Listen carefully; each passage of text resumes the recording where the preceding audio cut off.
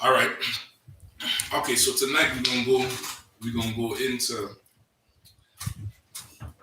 how important it is for us as a people to unify as one family. Okay. And in unifying, there's no room to integrate. Okay. There's with unity, there's no room for integration. You know what I mean? It's like it's an oxymoron to say we integrated and now we unified. Because if you play for a sports team, you won with that team. You don't won with every single team in the whole league. Right. You're in competition with everybody else. So it's even in that analogy, somebody who supports every single team is considered a groupie or a bandwagonist. Yeah, you know what I mean? You're a bandwagonist. You jumping on the bandwagon because the last team they get knocked out, so you just turn the jersey inside out, and you supporting this team now. Right. When it can't work with that, with the unity, with the brotherhood that is expected in Israel as a people, it comes that level of integrity.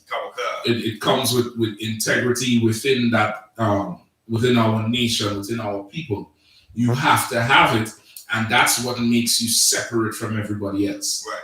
Besides your blood, besides who your father is, what makes you separate is the integrity that comes with it, right? That we have for each other. And even historically, that has been our record, so to speak. All right, for want of a better expression, that has been our record. All right. Get for me first. Go ahead. I got a couple questions, sir. Already? Okay, let me hear them. So, sir, can I get a breakdown on Psalms 82 and 6? Mm-hmm. Psalms chapter 82. Hold on, anymore? Let's read out all the questions first. Okay, sir. Donnell Harris said, why does the news keep saying black people have the highest amount of coronavirus cases? Okay. That's on YouTube. We don't have any questions on Facebook yet, sir. Okay. So just that one and the Psalms one, right? Okay, sir. Okay, no, so just hold them. You can write them down if you need a pen. No, sir. You have one? Yep, let's hold them, write them down for me first, all right? Okay. Okay, let me take them two questions now, in fact. Okay. All right. And then you hold for me Matthew, hold on. Which one is it? Mark 13 and 14. That's where I want to start. Okay. Of course, we're going to go back to Timbuktu. Okay. See a few things that, okay, it's evident that you absolutely have to remain separate from these nations. Okay. Right? And with remaining separate comes our social laws, our moral laws, our code at which we live by, which gives us the integrity as a nation to be separate from everybody else. Right. Because when you look at the other nations, they have a reputation for them that would give them the benefit of the doubt in a certain situation. Okay. You get the point? Like even if you look at ball players, right? NBA players, football players, whatever, celebrities, actors. Think about how different Kobe Bryant's life would have been in Colorado if he was a Hebrew Israelite, saying he was a Jew, publicly proclaiming that it's against the law for him to have sex with anybody outside his race.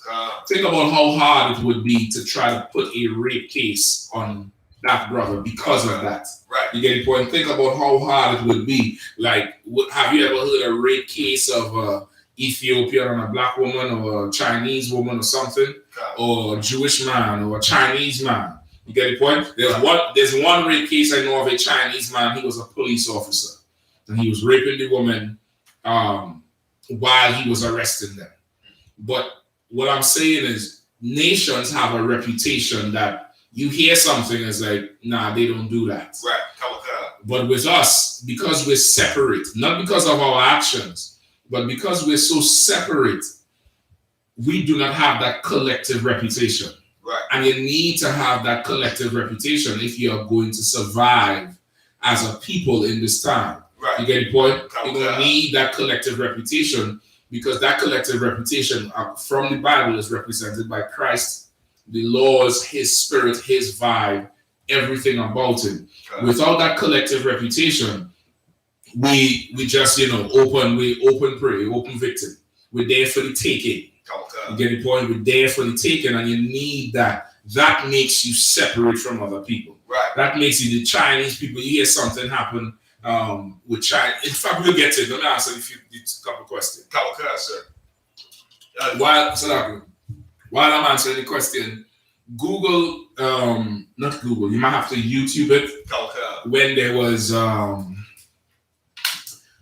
was that nuclear plant that blew up in Japan, it was after an earthquake that caused a tsunami. It was about 7 years ago, maybe. It was an earthquake that caused a tsunami. The earthquake destroyed a nuclear power plant in Japan. Right? The Fukushima, some shit like that. Some funny ass name. Yeah, Fukushima. Right? And then the tsunami came through and, messed up the whole power plant, and it was nuclear radiation everywhere. YouTube for me, the faggot, the homosexual who acted on Star Trek, the Japanese one, Mr. whatever his name, he made a statement. He got on camera and made a statement about Japanese people in the middle of that crisis, and it was absolutely racist. You might just have to play the audio on the computer for the brothers, all right? But let me get that first question. Sir. Watts like it's from Donnell Harris. Why does the news keep saying black people have the highest amount of coronavirus cases? All right. Okay. This question is manifold. The answer is manifold. All right. The answer is not one answer. It's a manifold answer. Right. First, you have to understand the white man's language. There's no report that says black people have more coronavirus than anybody else. Right. Just like there's no report that says black people, give me something. They always use rates or statistical information. Meaning they look at the rate at which the infection is. Right. Not saying that there's 20 black people with coronavirus and there's only 2 white people. Right? That's not what they say. They say the rate. Now, that's the first thing. They say it's more coronavirus infections with the rate. Now, that could mean that if 20 black people come to get tested, 10 will have coronavirus, which is 50%. Right.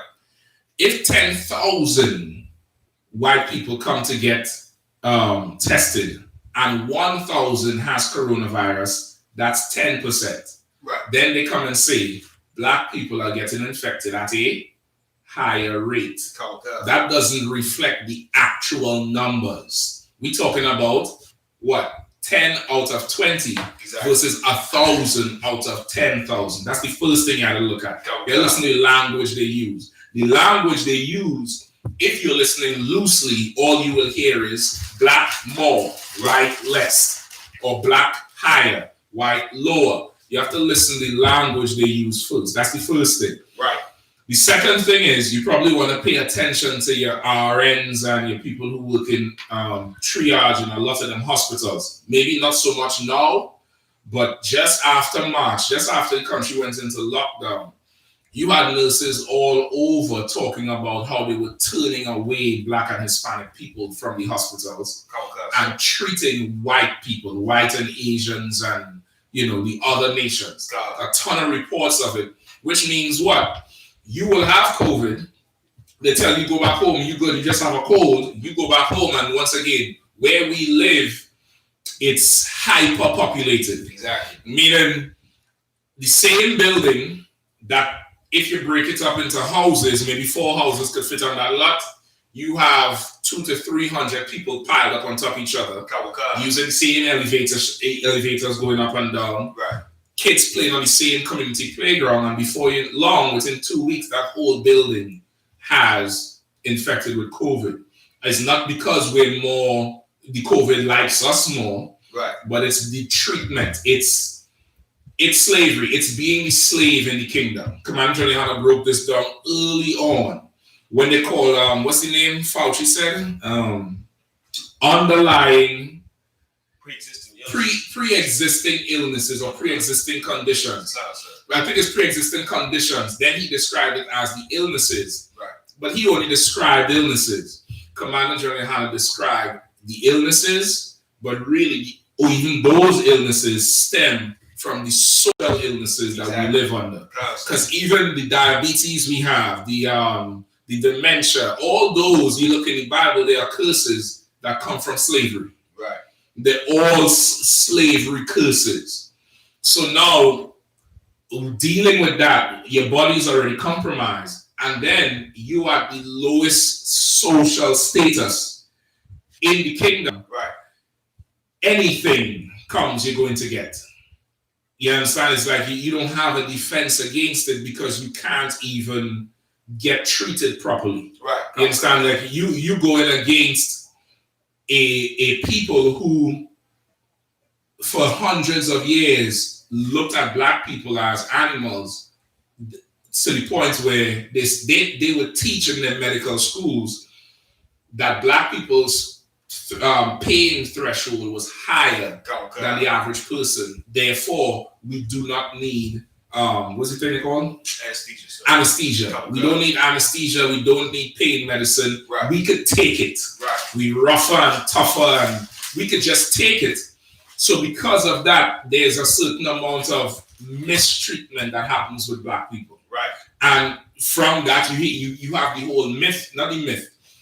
Well, the fear is based on a myth, but you have the whole fear, which everybody knows, that most black people don't like to go to the hospital or a doctor for shit. Yeah, you know what I mean? You could be sweating blood. It's all right.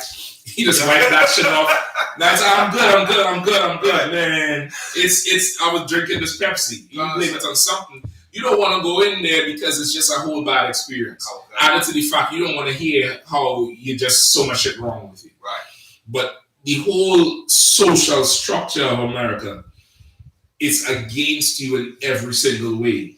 And nobody would like to really admit it because, of course, we the niggas of society. We the ones who should just shut up and keep working. We the ones who we don't matter to society unless we're producing. So that's the second factor. So first you have to look at the language. They're saying there are more cases of black and Hispanic people, or they're talking about rates and statistics. You have to listen carefully because the reports they have is that higher rates of infection. Rates of infection does not translate into numbers. Right. You understand? Just because something is at a higher rate doesn't mean it's the higher number. Right. That's the first thing. The second thing is you look at our social makeup in society. Our health comes from the curses in the Bible, which is a byproduct of slavery. Being stricken with madness, the botch, the cancer, all those things are in Deuteronomy 28. Right. Let me guess some of them just for the just a few. Just to prove the point. All those things are there, and they are there not because we are sicker than anybody else, because if we were sicker than anybody else, we would be dying more. But instead, we just multiply. They have to invent ways to kill us off. Right. You understand? So it's not that we're weaker and more susceptible. These are conditions of living poorly. That's it. It's one dog belongs to a rich man and another dog belongs to a rich man who doesn't give a rat's ass and treats the dog like shit. Right. The same dog is going to be starving, full of ticks, messed up. You take that same dog and give it to somebody who is a dog person. That same dog is going to be thriving. You get the point? It's our social status in America makes us open to whatever comes through the door, whatever breeze blows. If the temperature is too cold, pneumonia. It's not because we're weak. We're outside in the elements, nigga. That's it. You get the point? So let me get a few of them. Give me 28. 21, sir. Let me hear it. Deuteronomy chapter 28, verse 21. The Lord shall make the pestilence cleave unto thee until he have consumed thee from off the land, whither thou goest to possess it. Right? Pestilence is what? Diseases and pests. Both. They're both. Right? Black people have what? Amongst ourselves, we have large rates of asthma in our people. You come to find out now that asthma by what? Roach carcasses. Meaning a roach, he doesn't have flesh like a bud, like me and you. A roach has exoskeletons made up of some with different form of carbon. That when they die and they stay there, it dries and flakes off like down there crumbs. Almost. And you breathing that in. That stuff affects your lungs and your breathing. Why do we have it? Because we live in such a poor condition. With most apartment buildings infested with roaches, infested with these little bugs, and you spray them and they die and they do whatever, and you find out, hey, this person has asthma, that person has asthma, short breath asthma. These different things come to find out is that. That's what's causing it. You get the point? Skip up one to 20. Give me 20. Verse Deuteronomy chapter 28, verse 20. The Lord shall send upon thee cursing, vexation, and rebuke, and all that thou settest thine hand unto for to do, until thou be destroyed, and until thou perish quickly, because of the wickedness of thy doings, whereby thou hast forsaken me. You understand? So once again, this is how we get into this situation. We sinned against the Lord. And because we sinned against the Lord, it's like he put us into prison. And in that prison now, we're suffering because of the conditions of that prison. You know, if you're a rich white man or white woman in this society, or sometimes even a rich black man or black woman, you go to jail. You're not in general pop. You're not in a prison like everybody else. You're not getting that gruel, that sloppy gruel in the chow room. You get the point when you go for food. You're getting something else. You understand? But some of us, we don't have that status, and we had to go where they send us. And that prison down there, it was Mississippi, Alabama. Parchment, sir. Oh my gosh, brother. That was ridiculous. No water, no heat, nothing. You get the point. The brothers is dying of thirst in there, dehydration. Think something like that, and something like a common cold come through there. Where they're not eating, they're not bathing, there's no drinking water, there's no water to flush the toilets, so it's human excrement building up and fermenting, and it's just a filthy place to be. Now on top of that, you still have the drugs coming through. You still have the homosexuality in there. You still have the fighting. So you might have to scrap somebody. And then there ain't no water, there ain't no food. And it's just hell. So something that normally some antibiotics would help and some food, you die because of it. You get the point? You just die because of it. So now take that and multiply it by that big scale in America. That's what we're living in. We're living in that place where you could die just from literally just being black. Because you're black, you don't get the right treatment. There's tons of cases of this. Trying to remember some of them. Some of these cases where this person did not get you some. If I may, black women have the statistic and then the case. Black women have the highest rate of dying during childbirth, and there's a case in particular with this sister. I was just thinking about that. She died, and her husband is the one taking up the case. Sir. I believe she was giving birth to twins, if I'm not mistaken, and she was bleeding and hemorrhaging. And the brother is saying it took them, I want to say about over the time it should have took them. It took them more than half a day to come to her. That's what it was like, and he said she died because of their negligence and how they treated her, because she was a black woman, and they assumed she was strong and tough, and they didn't come in the room and this is partly Christian's. I watched the video with him. He did not lunch out on them. He was calm. He was like, you'll need to help her. And he was what he was trying to do is not be the stereotypical black man. He was trying to be professional and talk to them like they're white. And he said they was just staying there looking at her. Right. And, you know, they didn't even act like it was an emergency. Right. And his wife bled out. I think she bled internally, but she bled out inside and she died. He went to Congress. I think he testified in Congress about how horrible it was. And now he had to raise these twin babies without the mother, not because she was ill, not because she was sick, right? Not because of that, but just straight up negligence just because she's black. She's a black woman going into a white institution and these things happen. And that's what we have to face because we are not separate from them. And these are the nations, the Jewish man in particular, the Ethiopian in particular, they master that when they come to a place, they set up essential things. In the Caribbean, the East Indians and the Chinese do it.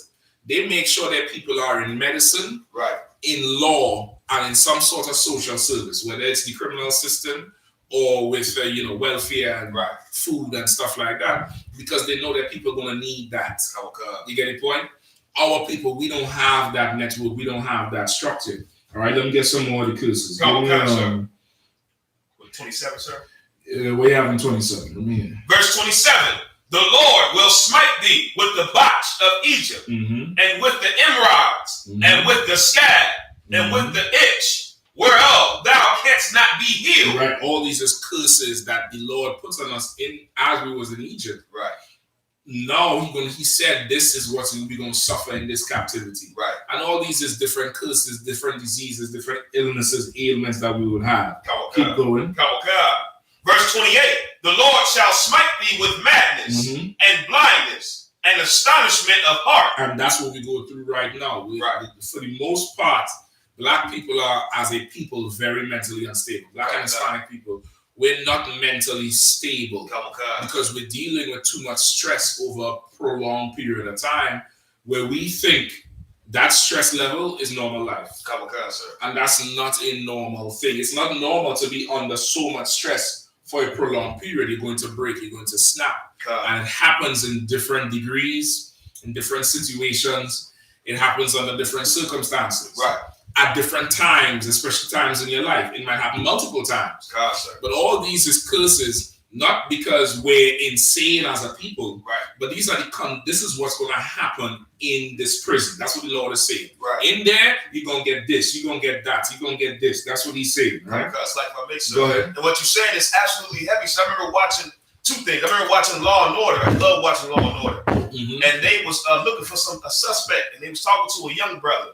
And they was looking for somebody that was crazy. And I thought it was interesting that they put in the script that the brother said, man, everybody's crazy living in the Jets. And then in real life, in Baltimore right now, they are trying to establish organizations to help black youth in Baltimore deal with PTSD and trauma because of the murders and the killings and the conditions that we live in. Is absolutely abnormal. It's abnormal. It's so abnormal. Let me tell you how abnormal it is.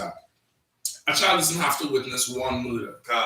Growing up in a household in poverty is traumatic for a child. A child does not deal with stress easily. That child is not built for that. You're not built to deal with it. And we are a people, we are constantly exposed to it. Like, think about what age you started hearing about bills. As a black person, a black Hispanic person. You started hearing about bills, and not bills as in, well, we had to pay this bill, we had to pay that bill. You hear about bills like, God damn, how am I going to? And from a child, you are internalizing bills with pain. You are internalizing bills as a huge burden that cannot be overcome because you see your parents stress over it. You see your mother and father break up over bills. You didn't even know it was bills, but the argument was about money, and somebody got their eye busted, somebody got stabbed. And you grow up with that. Now you thinking your desire to have a good job and have enough money is just your willingness to succeed. No, this is you countering that nightmare you had as a child. And that's just one example. We have so much stress factors that affect us as a people because of our living condition. You understand? The things we have to get used to in the outside world when you leave your house, the things we get used to and have to normalize. I'm gonna just a little sidebar. I want to get back on topic. I watched a video today with that broad Megan Thee Stallion. They said it was her first video since the shooting. And she up there, her hair silver, and she in a bra, she dressed like a whole slut. And she's trying to hold back herself from crying. And as I see her face, she's trying to hold back herself, and then she started laughing. Right. And I was like, this sister here done been molested horribly. She acting like her whole life is, you don't get shot in the foot, bitch, and you know, she can't handle it. Right. She can't handle the stress. She thought everything was good. She thought the tough little thing would work. But now she up there, and her go-to thing is to go into that personality that makes her feel safe, which is the hope. Right. Why would you not just put on a regular clothes and, you know, you in a t-shirt, your hair pulled back, and you recount anything, yeah, this happened, that happened. You have to go into the alter ego. Right. And that alter ego is the alter ego of most girls who don't get violated. Violated at. Right. That she has to go into that place to even feel comfortable. And I'm like, you know, and she's talking about how she's so hurt over the social media memes. Bitch, your foot just got shot. You hurt over memes? Yeah, God. Which means this image was supposed to take you away from that place of pain. But you ran straight back into it. Sir. You get the point? Like we don't understand how much mental stress we're under. Right. You understand? Now, mental stress is also attributed to your physical health. Yep. And see, if your mind is stressed, your body is not really at rest. And now with your body not resting and healing properly, you're open to different things happening to you. It's so connected. And the Lord made us such a superb design in the human body. If you understand it, you'll understand how it all intertwines. And why something like COVID, which, okay, COVID is not Ebola. Right. I'm telling you. Right. Coronavirus is not Ebola. It's not. This is something that when they tell you how to prevent it, wash your hands. When you sneeze, cover yourself. You come from outside, wash your hands. Right. You touch something outside, don't touch your face.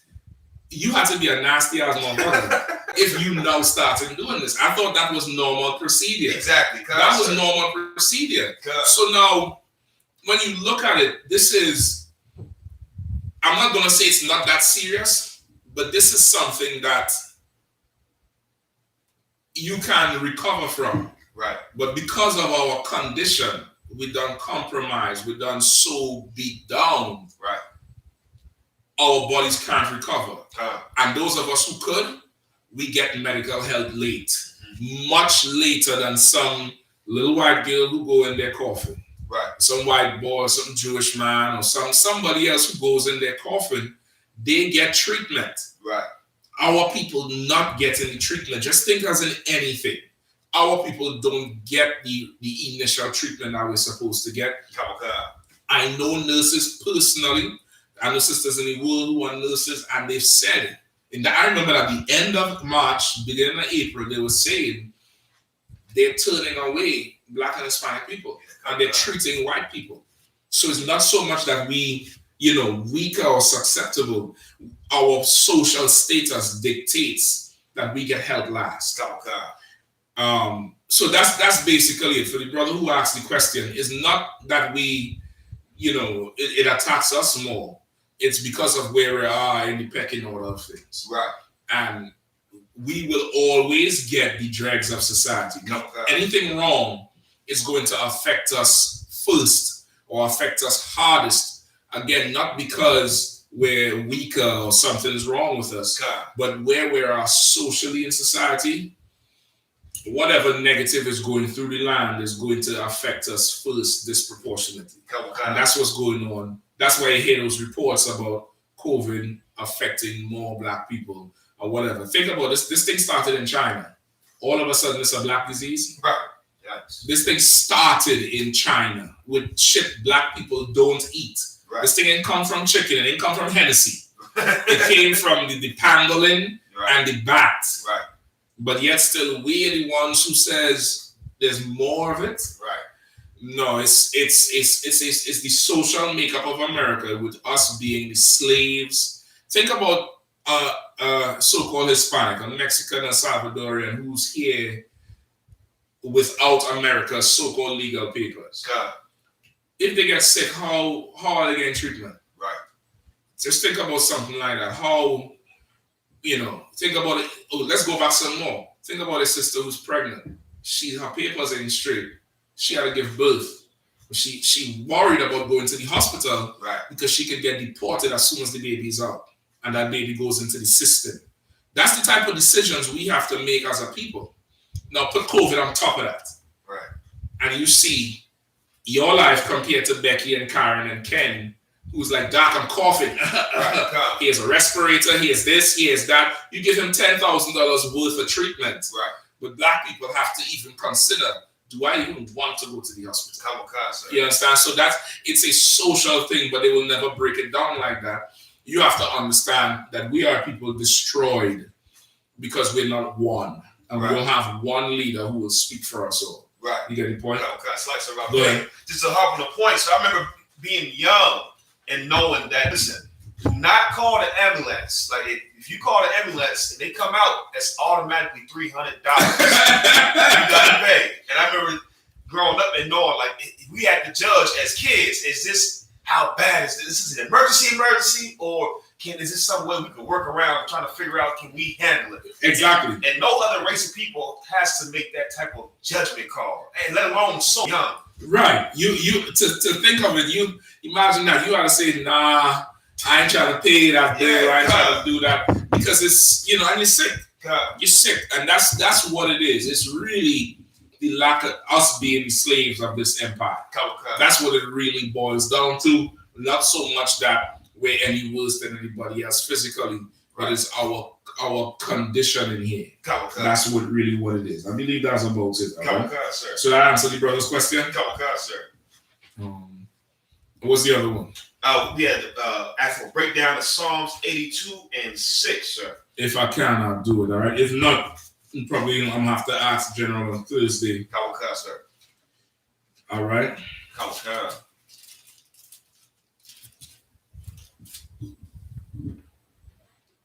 Go ahead, read it, sir. Who's the person asked this? I'm asking this right here, sir. Oh, shit. Because I know some cats out there that want to believe you can use it. So I'm always like this. Yeah, certain scriptures, when somebody asks you, I want to know who asked the question. Because I know where it's coming from. Right. I know exactly where you're coming from. I know the bullet, the caliber, I know the distance. Go ahead. Psalms chapter 82, verse 6. Uh-huh. I have said, ye are gods, and all of you are children of the Most High. All right. And what's the question on? It's like, sir, okay, a lot of bugged out cats use it to say, we are gods, and the black woman is God, and they twist this to make it seem like, well, I am God. I can make decisions. You know what I'm saying? Like, brothers be believing, like, I can make decisions because I God is within me type deal. Like, I'm God. And I want to just get the proper breakdown on this right here. What's this saying? Okay, well, it depends on who you're battling. Kawaka. If they say, well, if this is the scripture, that means the black woman is God, then the black man is God too. Right. Right? Because it doesn't say ye black women are gods. Right.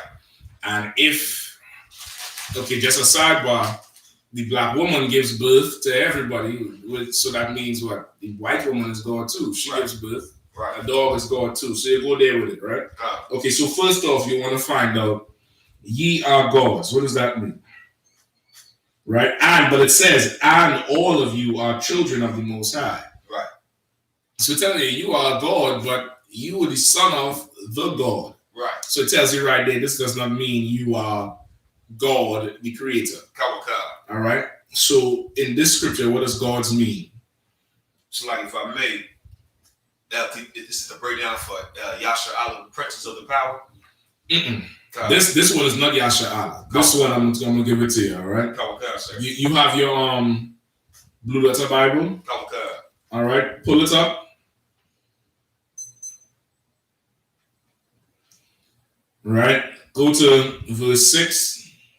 And you want to go to the Hebrew. and you will see it.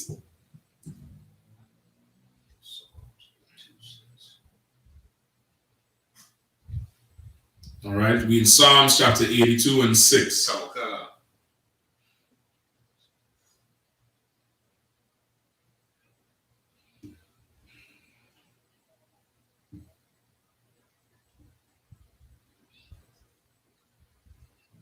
You found it?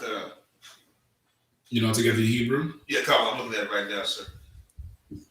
Okay, what did you hit? You hit the scripture, then you hit the interlinear at the top? I already got mine set to KJV and then the Hebrew side. Okay, hit the verse. Hit the verse. And there's a screen come across to the side. Let me see.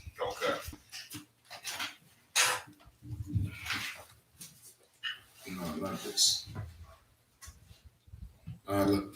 You hit in the verse. See the verse here, 6. And then you hit interlinear. And it's going to have the Hebrew at the top, and then it's going to have a list of all the Hebrew words right under it. Once the phone catch up.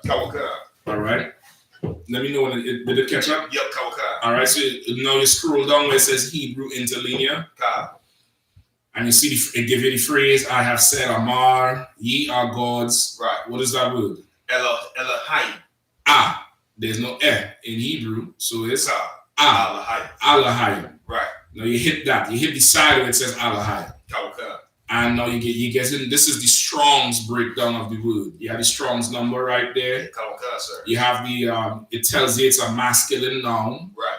Masculine, so it can't be the black woman as God. Right. It's plural. Alahayam. Right. Just like Akiyam. It's plural. Right? The singular would be Alahaya. Right. Right? Alahayam. Now read outline of biblical passage. Plural. Plural, more than one. So we ain't talking about the and it's masculine, so we're not talking about the black woman. Go ahead. Rulers. Go ahead. Judges. Ye are rulers. Right. Ye are, what the scripture say, know ye not that one? Go on. I have said, ye are rulers. Ye are judges. Ye are divine ones. Ye are angels. Ye are gods. That's what it means, gods. Gods means something that has power. A judge is a god. You get the point? Right. He's something that has power. Right. The judicial system is your honor. Right. Yes, sir. No, sir. Yes, your honor. Right. All rise. Why are we rising if that's a man walking in the room? Right. Why are we rising? That same person who say you're all gods and I don't have to follow man. Go to court and sit down. Go to court and sit down. And listen, them judges is never on time. Yeah, you sitting there. Your letter say 8:39 in the morning. 9:15. He coming through the door like, listen here.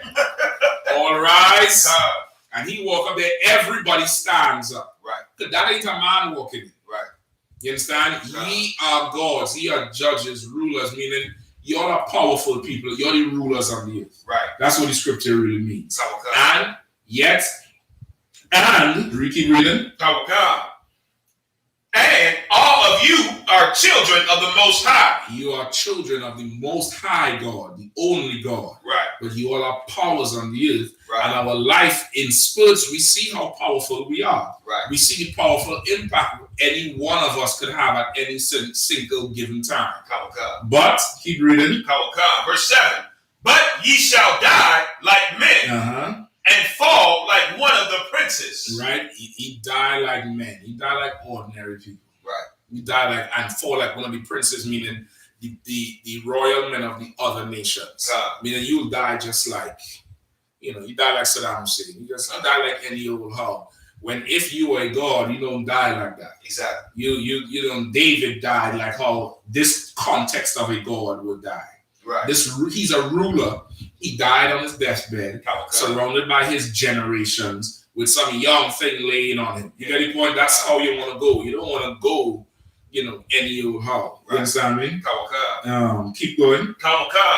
Arise, O God, judge the earth, for thou shalt inherit all nations. Right? Arise, O God. This is different. This is the power. Right. He said, arise, the power, and judge the earth. Because he's going to inherit the nations. Let me make sure. Hold on.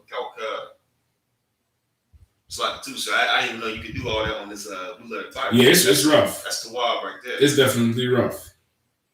You understand? It's definitely rough. All right. So that's how you break it down. All right. That's how you would break it down. In any circumstance. All right. And that's it. Sir. The brother in the chat had a question as well. Mm-hmm. Donnell Harris said, "So how do we get to a mental state where we see each other as brothers and not targets?" Coming to the I.S.U.P.K.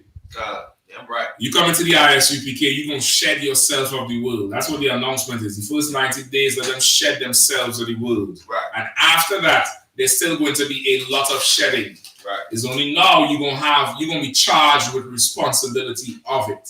In that 90 days, you're allowed a certain amount of, F-ups, if you understand what I'm saying. Right. Because you're coming out the world, the general plainly put it, we know you're still sinning. We know you're still doing dumb nonsense. You have no business doing, but you're trying to stand up. After a while, you're expected to stand up, and now you're going to be accountable for all your nonsense. You're going to get checked for it. You're going to get checked if you're a man. You're going to get checked if you're a woman. You're going to get checked till you want to leave. And then you should leave. Go ahead and make our lives easier. Right. Just go ahead and you can't take it, no problem. Mosey on. But as long as you're here, the job of the brothers and sisters, the brothers in here who are in charge, is to correct your behavior, is to correct your thinking, right, is to correct your mindset, is to correct that worldly thing that you have in you that won't let you be brand new, that won't let you see your brother as your brother, but it would let you see him as competition or something to be hated or less or a threat. However you see him, that's in that negative way. That's what will happen because you ain't getting corrected. Right. You're still halfway in the world. You get the point? Okay. That's how you get into that mind state. Right. Just coming to the Israelite school of UPK. There's no other way how to do it. There's no precept how to do it. Right. There's no nothing. You get the point? You can find 1,000 precepts on how to renew your mind. The scripture in Romans will tell you, be ye transformed by the renewal of your mind. However, if you don't in a place that's new, right, with brothers and sisters that's new, in an establishment that's new, that has integrity, that's one body, that precept is not going to help you. It's not going to help you. You need to go and attach yourself into a framework that does not think like you think, that does not operate like you operate, that challenges your very mind. You'll hear something and be like, what? Right. Said what? No, that ain't sounding right to me. Yeah, and if you're in the right spirit, something should say, you know what? Everything that did sound right to me ruined my life. Exactly. This shit sounding wild, but it is different. Right. I don't know nothing about this here, but I know them they better than me. They better than me because if I was better than them, I'd be teaching them. Right. They better than me. Let me listen to what the hell is going on.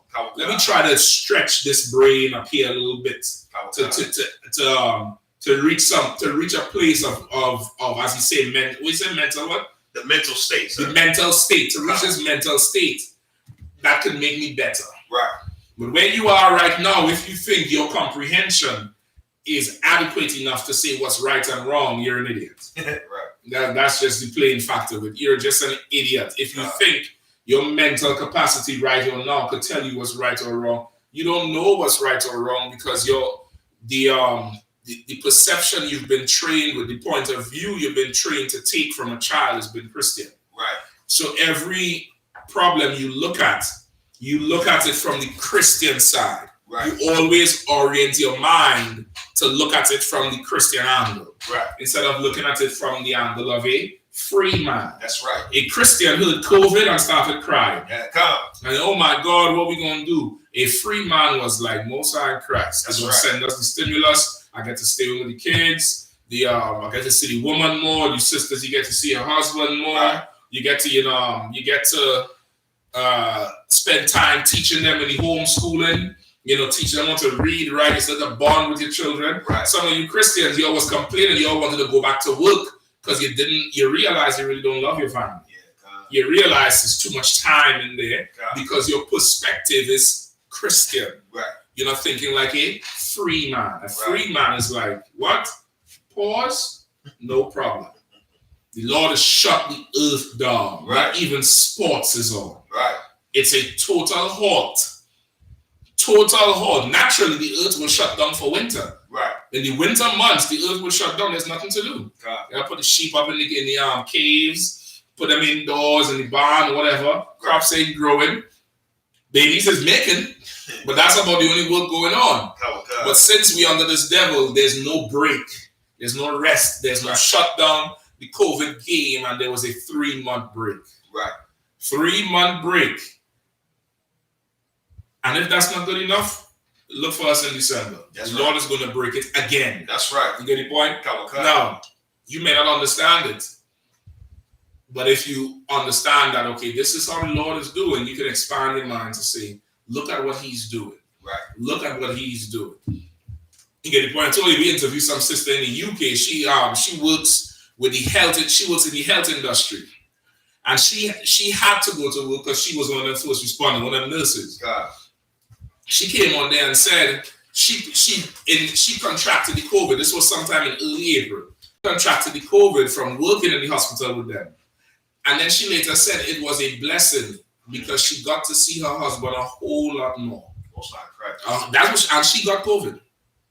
She has the COVID, and she said this was a blessing because I get to stay home with my husband. And she said before our schedules wouldn't allow it because health workers work down there 12-hour shifts, and she come home to sleep. She said before their marriage was strained. She could feel it. She said, but now, people be concerned. She said because we're concerned about what's going to be the future, but we hanging out more, we talking more. That's freedom. But if you're simple, you're not going to see it like that. Right. You're going to panic. You're going to wonder. It's just, you can't escape where you are at by yourself. You need to go to a new place to see new things. And that place is the UPK. You want to get on that mental state, you're going to have to be in the body. You're going to have to come up in here. It's not going to work any other way. If I make sure I got a precept, sir. Mm-hmm. John chapter 3, verse 3. Yahawashi answered and said unto him, Verily, verily, I say unto thee, except a man be born again, he cannot see the kingdom of God. That's right. That's a perfect precept. Because that brother, he told that too. Keep reading. Verse 4. Nicodemus said unto him, How can a man be born when he is old? Can he enter the second time into his mother's womb and be born? Mm-hmm. Go ahead. Yahawashi answered, Verily, verily, I say unto thee, except a man be born of water and of the Spirit, he cannot enter into the kingdom of God. Mm-hmm. Where does it say he walked away? Does it say that he walked away because he didn't understand for hard sayings? It says slap. That's the end of it. I think that's where it stopped. But Nicodemus couldn't understand it because he said, how could a man be born again? Is he going to crawl up into his mother's womb? Right. He couldn't get it because, once again, now imagine you reading this on your own, you're not going to get it. You're going to have to come in here and become brand new. Right. Totally brand new and putting away the old ways. The old ways, the old demons that plague their whole life. Right. And them demons, brother, you done got comfortable with them. It's like what's something we get comfortable with? I don't know. It's like an ache or a pain or ingrown toenail. Or athletes, they have these bunions because their foot is in the basketball shoe or the football cleats too much, where their big toe moves to the side. Right. And they have this big bunion right there. Right. Initially, anybody who ever has it, that shit hurts. Right. That shit, because it's moved to the side and that thing comes out, that bunion comes out, that ball there. It's inflamed. And it can't bend, your toe can't bend. And you have to go for therapy to get it to bend. But initially, that thing hurts. But after you play and bend it, your toe's still all the way over, and the bunion's still there. But who cares? You run it. But that ain't how your foot's supposed to be. Right. Think of that in the spirit where you coming out the world, God, and you have demons on you since you're 2 years old. Some shit you was doing and thinking at 2, and then you're able to verbalize it when you're 6, and at 10 and 11 you're able to start to act on it. Right. No, this is into your adulthood. How are you telling me this is wrong? Yeah, when instinctually, this is my reaction. Right. This is my reaction by instinct of how I am. And some things is good to have. But for the most part, those things are not. So you're going to have to come in here and totally shed yourself for the word. So that precept was right for it. All right? Sir. So like, we got 2 more questions on YouTube. Oh, okay, let me get them on. Let me get towards the... Go ahead. Officer Tawara Yahawada said, Salakia, sir, can I get a breakdown on how to cut people who believe that a microchip is the mark of the beast, specifically on them keying in on the Greek word for mark, meaning to carve? Okay.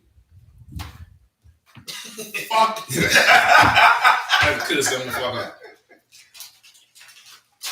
Okay. It's really easier. It's an easy cut. However, okay, that's not really what the issue is. And depends on who the person is, you have to go there with it. Right. You have to go there with what they're saying. Right. The scripture doesn't say microchip. It says, pull the scripture. Give me Revelation 17. Give me Revelation 17 real quick. What was the other question? And the other question was from Officer One West Rakabia.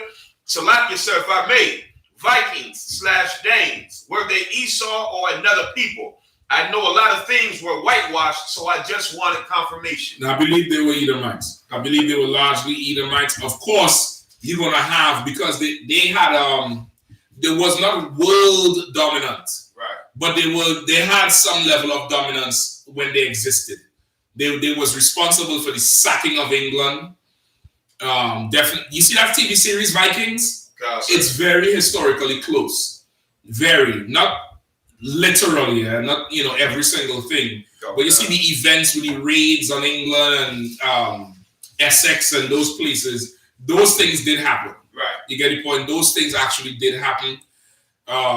They were very dominant. And of course, as you know, with anybody who would be dominant, you would have people from other nations up in your military or in your structure eventually. But they were who they are today. Swedish people, Nordic people, the Norwegians. Right. Who else is there? I think it's just them, Switzerland. Scandinavian. The Scandinavian people, that's them, right? Greenland, Iceland, all them type of people, that's them. You get me? But that they ain't us. You hear figures who like talking about, that's us. You see, they have the head braided. Nigga, go read the book Goldilocks. She have braids. So she has like, I mean, not every famous person was Israel. Right. If every famous person was Israel, we'd have no problems. You need a worthy adversary. Right. All right. So they were largely Esau. All right. That those types of people up there, Sweden, Norway, Iceland, that's them. All right. That's your Viking people. All right. He said, "Most High Christ, the water, sir." No swear. Their philosophy still exists today. Yep. People still believe in Thor and Valhalla and Odin. They still believe in all those things today. All right. Sir. We are on Revelation. Yeah, Revelation 13 and 16, sir. It's in 17, but say again. Revelation 13 and 17, sir. Yeah, let's go. Revelation chapter 13, verse 17. And that no man might buy or sell, save he that had the mark, or the name of the beast, or the number of his name. Okay. Now, I'm assuming, Thara, you understand the whole mark of the beast breakdown. I'm assuming that. I'll go into it briefly. All right. Where we at again? 13 and what? 13 and 17, sir. It's like we started 16. Yeah, we probably need to skip up. Okay.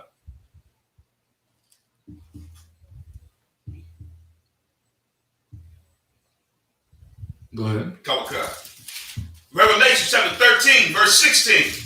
And he causeth all, both small and great, rich and poor, free and bond, to receive a mark in their right hand, or in their foreheads, and that no man might buy or sell, save he that had the mark or the name of the beast. All right.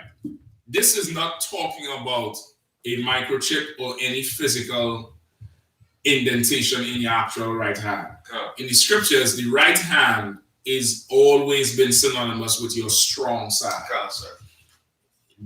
Benjamin, son of the right. We are right-sided people. The white man is left-sided. Right? And he's left, everything is left. Esau military. Forward march, left, right. They do everything on the left. We have always been the right side. The right side in the scripture, I think, is Zechariah or Zephaniah. One of them, when they talk about the slick preacher, the Lord will smite his right hand and smite his right eye. It's talking about your strong side, that strong thing you have. So now when they say you're going to be forced to take the mark in your right hand, right? Go ahead.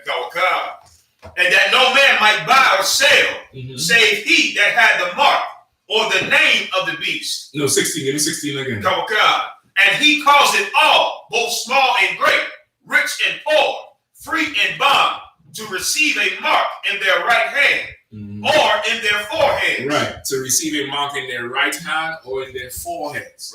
Right. That mark is not, it doesn't say anything there about it being a physical thing. And a mark in your right hand is not, a microchip is not a mark in your right hand. They could put that thing in there and there's no mark. You get the point? They could put that thing underneath your skin and there's no mark. So how is there a mark? If we're talking literal, if this is a literal thing, as like they like to say that this is literal, then you should see, I should just be able to walk around and do this, and you see something like a tattoo, like a mark. And you would know this, I'm one of them. Or for the idiots who like to, put something on their forehead, a physical mark to say something. That's not what it's talking about. The mark in the right hand, you're using your right hand is in the scriptures is your strong hand. That's the hand you use to make moves. That's the hand you use to defend. It's saying, if you want to be able to buy or sell under this beast, you are going to have to give him your strength. You're going to have to give him your right hand. Meaning, just like a brand on a horse, this horse belongs to me. Now, by what you're using your strength for, it's going to show who you belong to. It's going to show who you fight for. It's going to show who you defend for. It's going to show who you defend against. This is talking about your willingness as a people. Remember, this is not individual as much. Individuals do have the symptoms of the mark of the beast, but an individual person cannot exact any kind of change globally. Remember, this is a beast that's ruling the earth. If you reach 17 higher up, this beast is ruling the earth. This is a condition of a people. This is people who have this mark. Your nation is going to now be serving this beast. Your nation has the mark in their right hand. Their strength. What's the strength of a nation? Their military might. When that military might decides to go fight for the beast, to adopt the beast policies, to exact the beast ways and procedures, now you know they have the mark of the beast. I'm going to give you a good example, and you have to be paying attention to the world news for this. But once again, thorough, this is for your understanding. Depends on who you battling is how you're going to have to respond to them. I wouldn't just go through the whole breakdown, because some people, the mark makes it easy for them to get high. So believing in the mark means they could get high when you have to start attacking the weed now. I'm just giving you the full understanding so you know how you would have to go. You pay attention to the world news. They've been militarizing police forces for the last 5 years. In America, it's definitely the last 5 years. The Caribbean has done militarized police. I know for sure Trinidad, their chief of police was on training with the NYPD last year and has struck a deal with the help of Rudy Giuliani. You could look this up. Trinidad chief of police, his name is Gary Griffith, struck a deal with NYPD through Giuliani, who, as you know, that was New York's racist mayor, to have NYPD train the Trinidad police on how to police the country. So the month after, NYPD donated riot gear to the police. And that's what they used 3 or 4 weeks ago when they were just shooting people in the street. You get the point? You seeing that happening everywhere. Venezuela, the Caribbean islands, Central America. You seeing a rise in militarization of police, and then their brazen unreasonableness on the street. Right. Their brazen unreasonableness on the street where they go to violence right away. As you saw in the protests with recently with George Floyd. Yep. That whole thing is by design. And it's happening all over the earth. What's that? Get down with the beast or die. That's what that is. It's turning it into a certain type of military state. You get down with the beast or die. Now, if your country has nothing to do with George Floyd, but you militarizing cops and beating your people over the head, you have the mark of the beast in your right hand. You get the point? You have the mark of the beast in your right hand. Then you go on the TV and tell them, don't worry, these people are X, Y, Z, and they need to be dealt with like that. Right. We need to go this route and deport this one and do this. Now you have the mark of the beast in your forehead. Meaning this knowledge, what you're saying, is coming from the beast. Right. Now, Farah, this is always what I ask them. If the mark is a literal mark in your forehead, is the beast a literal animal? Is the beast an animal with, fangs and claws? Right. Is the beast a dragon with wings and, claws and breathes fire? Right. I need to know because the Bible says, skip me back to verse 11. Revelation. Hold on. Give me 11. Sir. Revelation chapter 13, verse 11. And I beheld another beast coming up out of the earth. All right. And he had 2 horns like a lamb, and he spake as a dragon. Now, if you ask this fool this, more than likely he will not know. Right. But if he does know, he's going to tell you this other beast is America. Right. Did America crawl up out of the earth? Was America an animal that crawled up on the earth that had, what is it? So like, that and had 2 horns like a lamb. Like he had 2 horns like a lamb, meaning what? The horns he had made him look like a lamb. Right. Now imagine a beast crawling out of the ground with 2 horns and he looked like a lamb. Bah, bah. But when he go to talk, instead of bah, what comes out of this lamb's mouth? And he spake as a dragon. What comes out of a dragon? Does a dragon speak? Lie, sir. And if a dragon opens his mouth, what comes out? Fire, sir. Words? Precept? No, fire. That's right. So now, if the mark is literal, where the fuck is this thing? Right. Where's this lamb talking beast that talks in fire? Right. Where is it? It's not literal, and that's what they don't understand. All right. You want to go deeper with it? You could go into the Greek. For the word mark in Greek, I believe is charagma. Right? Charagma or karagma. Karagma. Give me 1 second. So like, if I may, sir, what you're saying is so heavy because even in the black community, we have that mindset about black people who go and get famous playing basketball or football, and then they give their money and their might, their strength to these oppressors. Or a brother that's a police officer or correctional officer, they say, no, you're not on our side. You're with them because they are giving their strength to the oppressor instead of to the people. So like as a people, we understand this subconsciously, but when it comes to the scriptures, then it has to be a goddamn chip. And this really comes from following white people. White people believe that they're going to be given a chip that's going to control their life. Right? Which is why they're scared of vaccines. Right.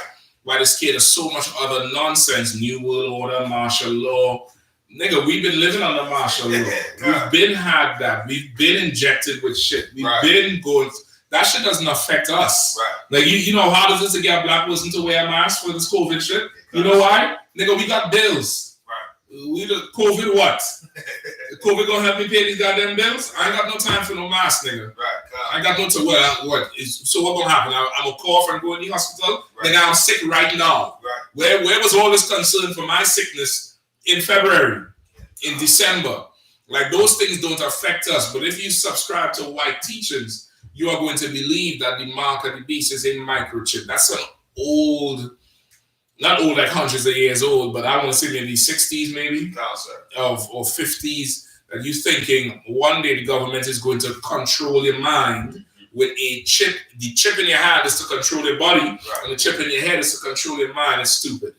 It's stupid. When Christianity has your mother still going to church with your daughter, even though the daughter says the pastor is raping her.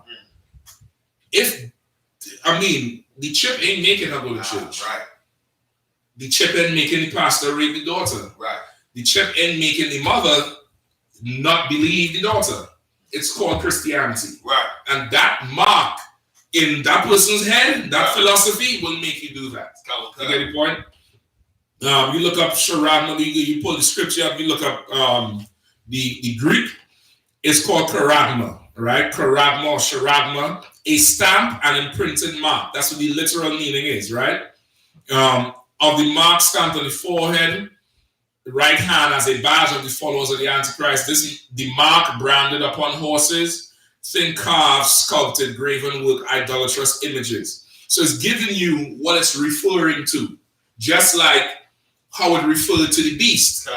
It's not literal. So this is not a literal mark. Even though the word is telling you, okay, this is a mark just like that. But if you look at it, the mark is letting you know who you belong to. That's the purpose of the mark. It's not just like a mark inserting something into you. This mark means you belong to somebody, a stamp or imprinted mark. Like what? Made in China, Levi's, Da Vinci, Versace. Give me something else. The Q dogs, Omega Psi Omega. Built for tough. Those things are marks to let you know who this thing or this person belongs to. Right. It's not literal, but something is going to be with this person's strength and with this person's thinking. And that's going to let you know, okay, who this person serves. Right. This person serves the beast. Who is the beast? The white man. They don't say that here though, but the same person who says the mark is a chip is going to say the beast is a white man. Right. So which is it? Who decides what's literal or not? Right. Is it a literal beast? No, it's not a literal mark. Right. If the mark is literal, the beast has to be literal. Right. There must be some reptilian in the White House. It has to be.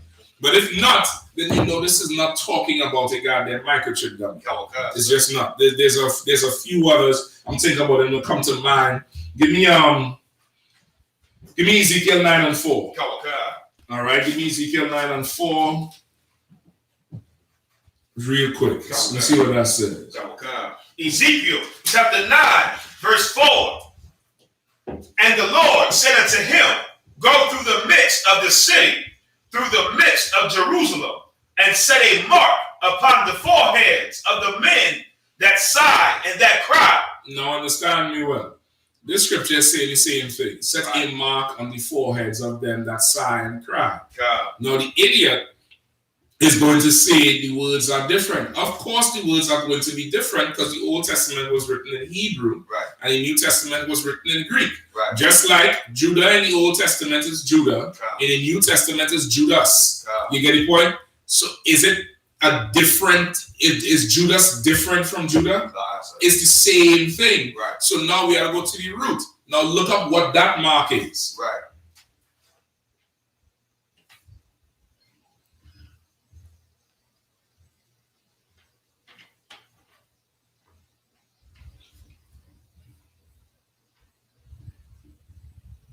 Oh, yeah. Ezekiel 1? 9 and 4, sir.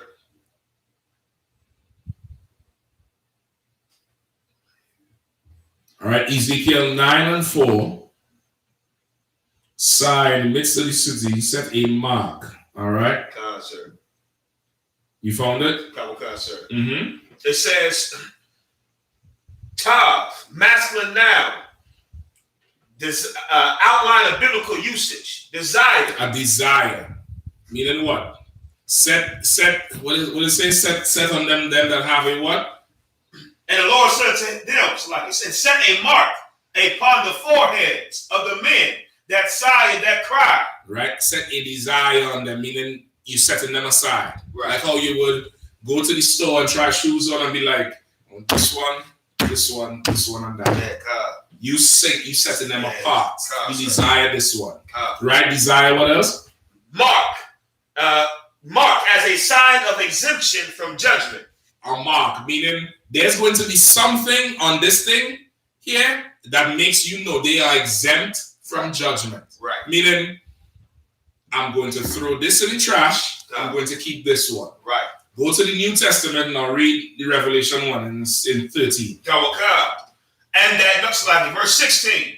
And he causeth all, both small and great, rich and poor, free and bond, to receive a mark. To receive something that's going to make them exempt from judgment. Go ahead. In their right hand, or in their foreheads, and that no man might buy or sell, save he that had the mark. What's the judgment of not having this mark?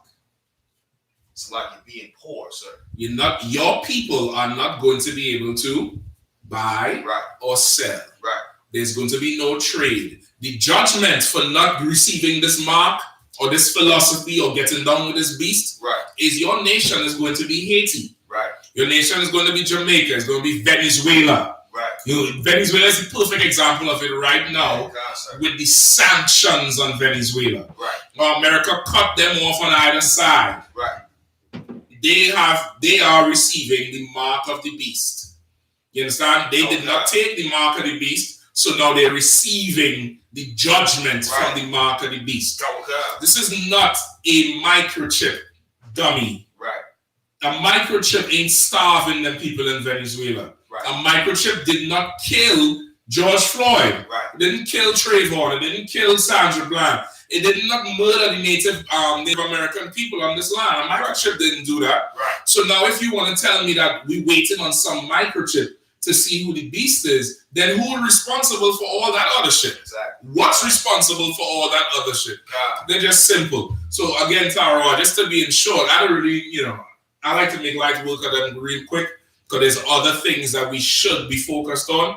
However, if the mark is a literal mark, then surely the beast has to be literal. Right.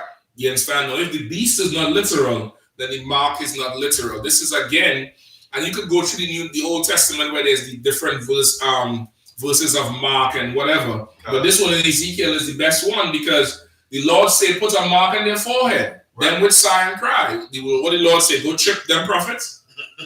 The Lord said, no, go chip up the prophets. No, it's desire or mark, meaning you're going to mark it to be exempt from judgment, meaning you separating this. I like this, I don't like this one. Right. I like you sorted. That's right. You're sorted. You don't, you ain't putting a physical mark on it, or you might. Right. You might have that mark where it's, he have only braids, beards, and boots. This one here, he getting shape-ups and then purple and whatever. Yep. This one have on the fringes and the UPK and the boots. Good. This one here wearing the bed sheet. Right. And screaming about rape kids. Right. That could be the physical mark. But whatever it is, the point of the scripture here is not so much what the mark is in terms of it being a microchip, but what does it signify? The mark signifies who you serve. And that mark in your forehead and your right hand is talking about your allegiance to the beast. Right. Now, if you're telling me now, I need to wait on a microchip to realize that the court system is allegiance is with the white man and the devourers, you're a dummy. Yeah, if I need to wait on a some piece of paper to show me Trump have a chip in his hand for me to call him the devil, then you're a dummy. You're an idiot. You get the point? Sir. What you don't know is you have the mark of the beast. Right. Because you're not serving the Lord. Right. You're serving him. You're serving that same beast. You get the point? And of course, the buying and selling is not talking about you going to the store. Right. It's not talking about that that level of buying and selling. Right? Give me hold on. Sir.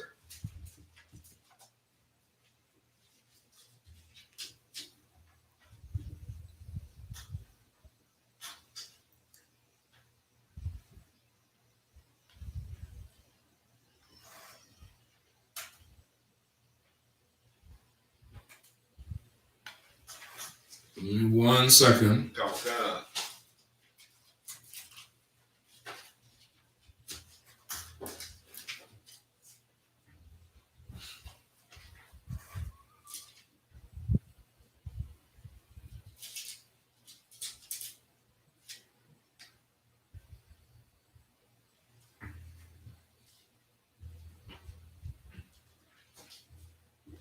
Give me verse 17.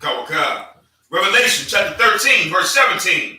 And that no man might buy or sell, save he that had the mark, or the name of the beast, or the number of his name. All right.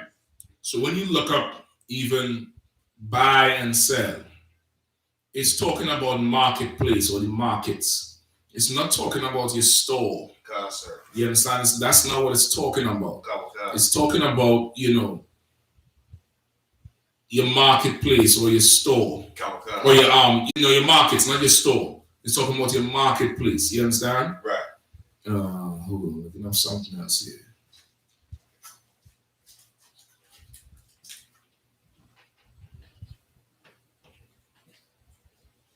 All right, the buying and selling is talking about the trade, because you need trade. Right. You get the point? Listen, I would damn near accept a nigga saying COVID is the mark of the beast over a microchip, because COVID definitely stopped trade. It definitely stopped this goddamn trade that's going on. The place is hurting right now. You see the price of gas? A microchip ain't do that shit. COVID did. Right. Corona. Right. That's what coronavirus. That's what did it. Not a microchip.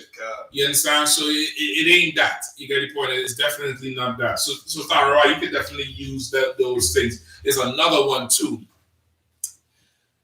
I believe it's in the New Testament. We're talking about the mark itself. I'm gonna try and look it up before the class done. All right. I believe there's another one in the New Testament. Which it gives you the same understanding. Boy, hold on.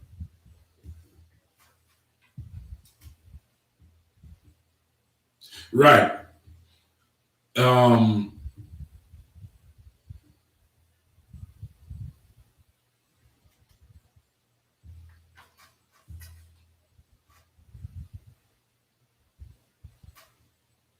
Romans 16 and 17. Okay. Give me that. Okay, sir. Romans chapter 16, verse 17. Now I beseech you, brethren, mark them which cause divisions and offenses contrary to the doctrine which ye have learned, and avoid them. Right? Go ahead. Give me what mark is. Okay.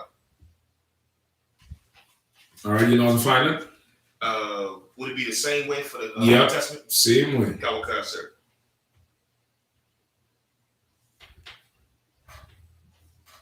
Right? Mark them which cause divisions among you, right? Okay.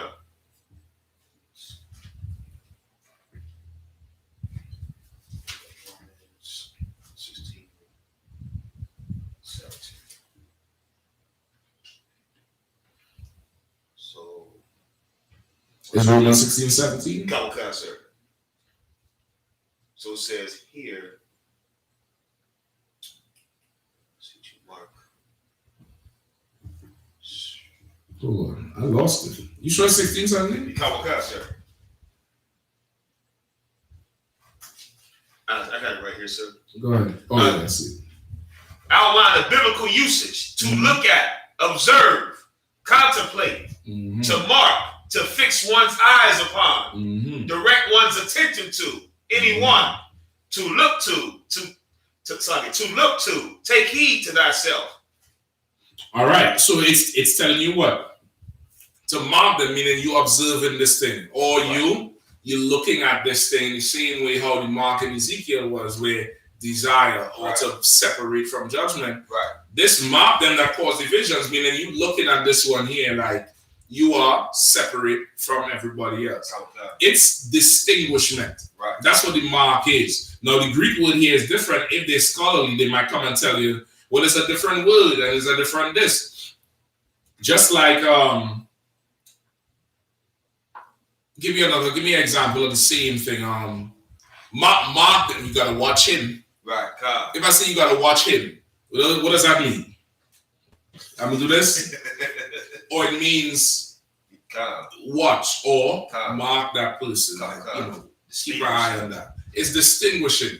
It's two different words, but it means the same thing in the spirit, the intent of it. Right. You have to look at what the intent of this thing is always in the scriptures. It's always the intent.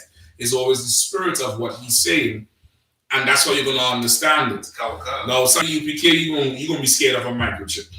I'm not scared of no microchip. You get the point? You could be scared of that if you want to.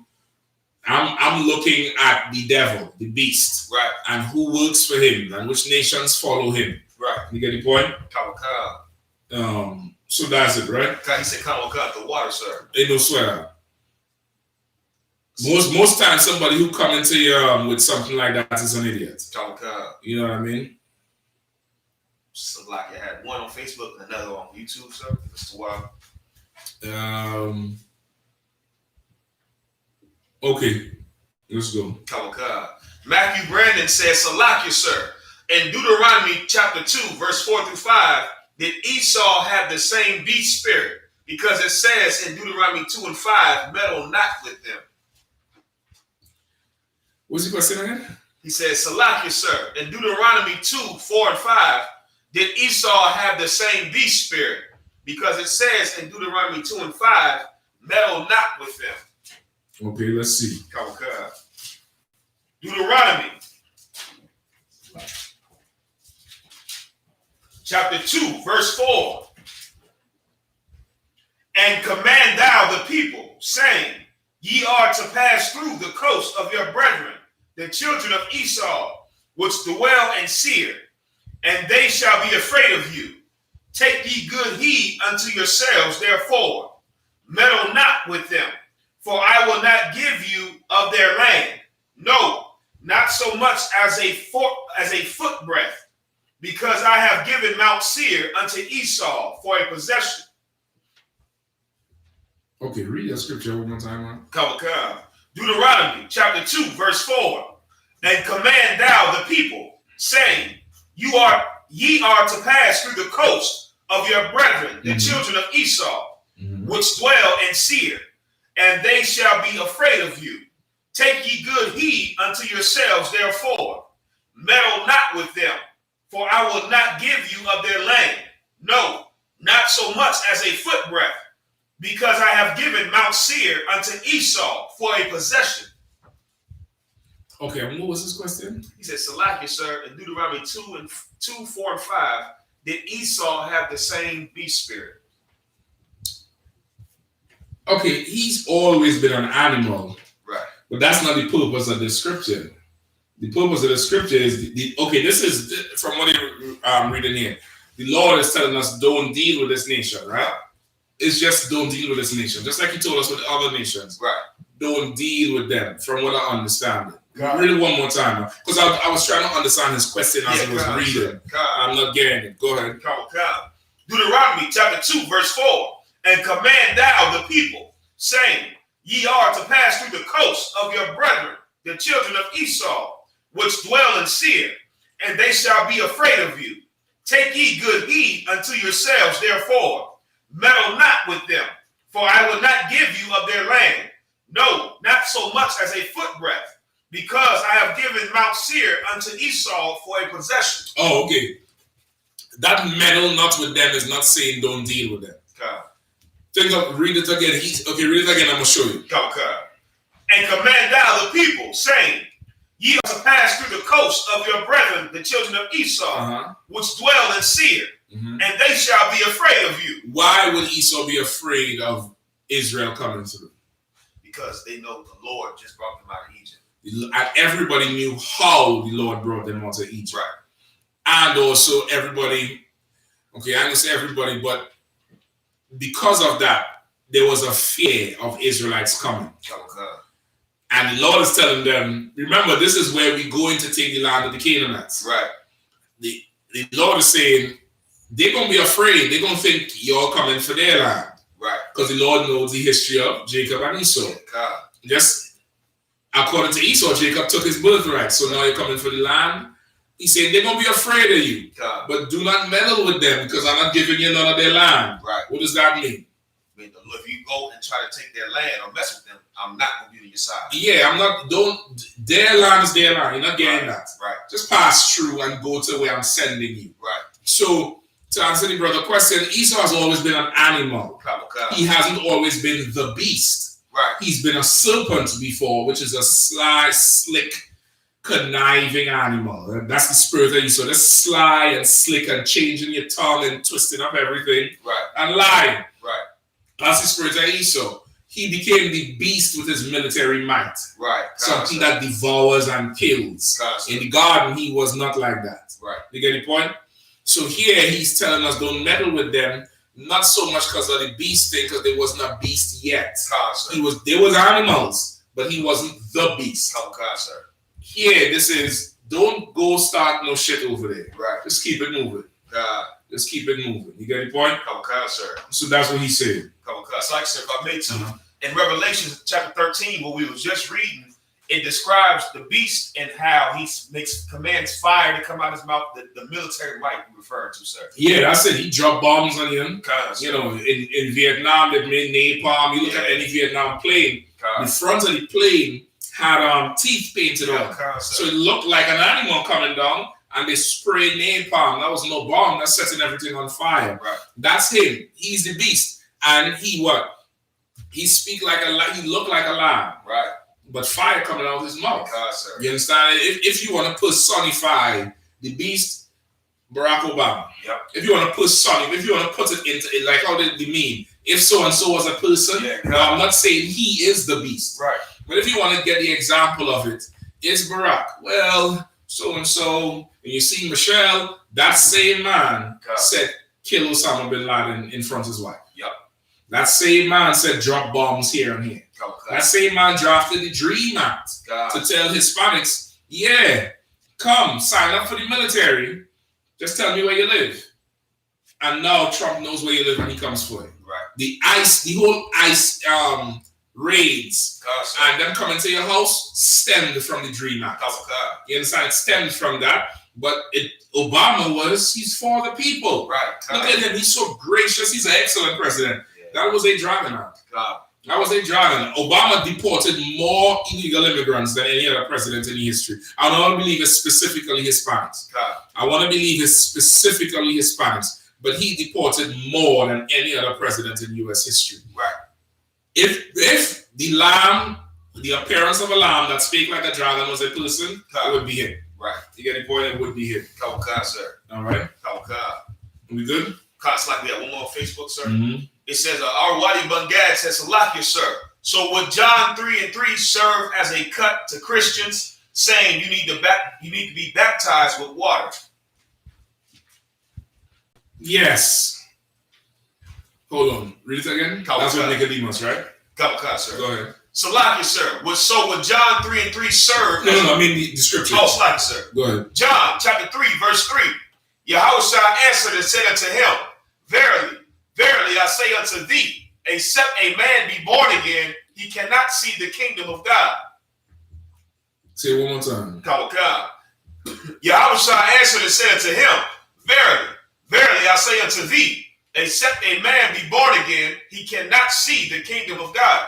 Right. So it's okay. This is a cut, but you have a whole lot of explaining to do. Right. You'll have a whole lot of explaining to do with the water baptism. For water baptism, you want I think is in Timothy.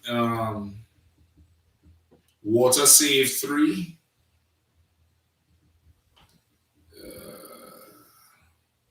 1 Peter 3:20. Okay.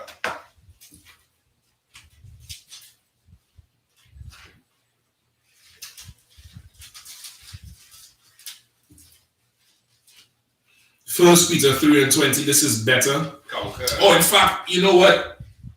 I'm gonna break this down and I'm gonna go to the other one. No, first Peter 3:20. Okay. And then give me John 14 and 26, baptized. Give me that first. Okay. First Peter 3:20. Then give me John 14, 26, I believe. 14, 26. John chapter 14, verse 26. No, not that. It's further earlier up in John. God. Give me baptize you with fire.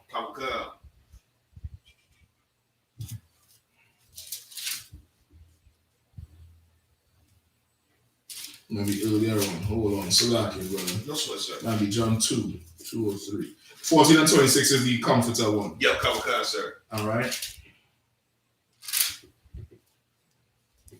1 and 26. I got Matthew 3 and 11 for the baptizing fire. Yeah, let's try that. Come. Matthew chapter 3, verse 11. I indeed baptize you with water unto repentance. So now if you want to cut them with the water baptism, go ahead. But he that cometh after me is mightier than I. Right. You want to ask the Christian, who is this John talking about? Right. He that cometh after me is mightier than I. You want to ask the Christian, well, who's this talking about here? God. Who's this here? He that cometh after me is mightier than I. Who's that? Right. They're going to say Christ. Right. Okay, go ahead. Whose shoes I am not worthy to bear. What does that mean, Christian? Whose shoes I'm not worthy to bear? Right. They're going to say that Christ is better than John. Or John can't hold a candle to Christ. You get the point? Go ahead. He shall baptize you with the Holy Spirit and with fire. He shall baptize you with what? With the Holy Spirit and with fire. How come you're not bathing in fire? That's what you would ask them. How come you're not dipping yourself in fire? Right. How come you're still dipping yourself in water? Right. You're supposed to be following Christ. Right. If you're dipping yourself in water, who are you following? According to the Bible, right. You're following John. Gotcha. You just cut them right then and there. Right. And after you finish them off, they're going to be babbling, but they don't know how to get baptized in the Holy Spirit because the Holy Spirit is hashkalab. Right. You can't dip into that. And of course, he said with fire. Right. If baptism means dipping in water, surely you're supposed to be bathing in fire. Why are you not bathing in fire? Right. Well, brother, you see, and we're going to start playing. Yeah, God. There's a problem. Now from there, you go to 1 Peter 3 and 20. Oh, God. 1 Peter chapter 3, verse 20. Which sometime were disobedient, when once the long suffering of God waited in the days of Noah. Right. Sometimes we were disobedient against the Lord. Right. All right. And once the long suffering of the Most High with Noah, go ahead. Come. While the ark was a preparing, wherein few, that is, 8 souls were saved by water. How many people were saved by water? 8 souls were saved by water. How many people were saved by water? 8 souls were saved by water. How many people were saved by water? 8 souls were saved by water. You see, only 8 people in the whole world was ever saved by water. Right. If water baptism is so great, it only saved 8 people. The Lord dipped everybody in water. God. He dipped the whole world in water. God. And who came up? Only 8 people were saved by water. Go ahead. God, sir. Verse 21. The like figure whereunto even baptism doth also now save us. Right. In the same way, does baptism save us? Right. But if you baptize them with water, then you only trying to save about 8 people. Right. You're not trying to save the 12 tribes or your Christian brothers and sisters who you claim to care about. God. If you baptize them in water, because in the like manner, baptism only saved 8 people back then. Go ahead. Not the putting away of the filth of the flesh, but the answer of a good conscience toward God. Right. In like manner, listen, baptism is supposed to now put you in a good conscience towards God. What you doing is putting away the filth of the flesh. Right. Which is a bath, which is dipping in water and washing yourself off. Right. You're washing your flesh off, but you're not washing your mind. You're not be ye transformed by the renewing of your mind. You're not doing that. Right. Right, go ahead. God. By the resurrection of Jesus Christ. You understand? Like water profited nothing. Right. Real baptism is the washing of your mind. That's right. It's you having this new conscience towards the Most High. Right. This new, how the brother say, mental state towards the Most High. That's what the baptism of fire is. Right. Let me tell you what that fire is. That fire is you coming into the truth and your marriage falls apart because she wanna eat pork and you don't. God. You coming into the truth and your marriage is in hell because your husband telling you, why are you going over there with them niggas? Stay home and get high. And you not doing it. You're not having it. Right. You coming into the truth and your slavery starts to give you trouble. And they slick. They slick with it. They're going to tell you all kind of things that make you feel it's unlawful to show up on the slave with a beard when Abu have a whole 7-Eleven with a face full of hair. You get the point? That's fire you're going through. Hot, something that's uncomfortable, something that's burning, something that's damaging. That's the fire it comes through. You know, you're going through something for the sake of keeping God's laws. That's fire. And he's going to baptize you with it. Now you know how to get strong. Now you know how to stand for something. Now you know how to put your foot down. Now you might just have to go a little extreme. Now you might be broke. Now you might be jobless. You might have to take a slave you don't like. I'm going to tell you, it was a good baptism we witnessed the other day in the canon. That's right. That was a baptism of fire, and he got burnt, brother. He did not come through the fire. Yeah, the melanin, and they're so compassionate. He said they're less compassionate, and they became vicious with it. That would have made me say, that's why I said what I said. Exactly. Because you're all such uncompassionate bastards. Exactly. You mean to tell me I had to lose my slavery because I'm talking? Because I'm talking. I'm losing my slavery. Hitler burns you all. You all ain't have Germany in slavery. But you want to make me lose mine. You're some uncompassionate bastards. You're all the real savages. But instead, you grinning with Rabbi. Yeah, Rabbi. Oh, really? You got baptized with fire and you burnt in there. You burnt in there. You burnt away with the chaff. You were turned into dust because you couldn't stand in it. The fire is supposed to burn impurities. That's what you use fire for. That's why you cook meat, to cook out all the impurities. You boil water to cook out the impurities. But now if you put fire under the water and everything disappeared, then the whole thing was bad. If you put fire under something and you're looking for the impurities to come out and everything's gone, then, you know, Nick Cannon, he got burnt in the fire. The fire, listen now, the fire is for purification, brother. It's to help you. And not everybody could stand in the fire, which is why Christians like water. They can't stand in the fire. Let's get some water up in here. Let's get some water quickly. You get the point? So that's where you would go, Arwali, all right? Okay, anything else? Come on, sir. The brother says, Salaki, sir, what would you say to someone that says, I have a personal relationship with God, so I don't need to read the Bible? Nothing. I would say nothing. I would say great. Who is this person? The brother who asking, you sound like you care about this person. I want to know who this person is to you. This is what you don't want to do. Don't force nobody to do nothing. Don't force nobody. Tell them what they're doing is wrong. Now, if they come to you and say, well, I have a personal relationship with God, help me. That's different. But if they have a personal relationship with God, no problem. No problem. I can't tell you, Lord, be with you because He's already with you. You understand? That's your business. I wouldn't tell them. I have a personal relationship with Jesus. No problem. Personally, see yourself out the door. Just go. Me personally, I wouldn't say nothing to them about nothing. What telling them something for? They talk to God. What the fuck did I tell them? They literally talk to God.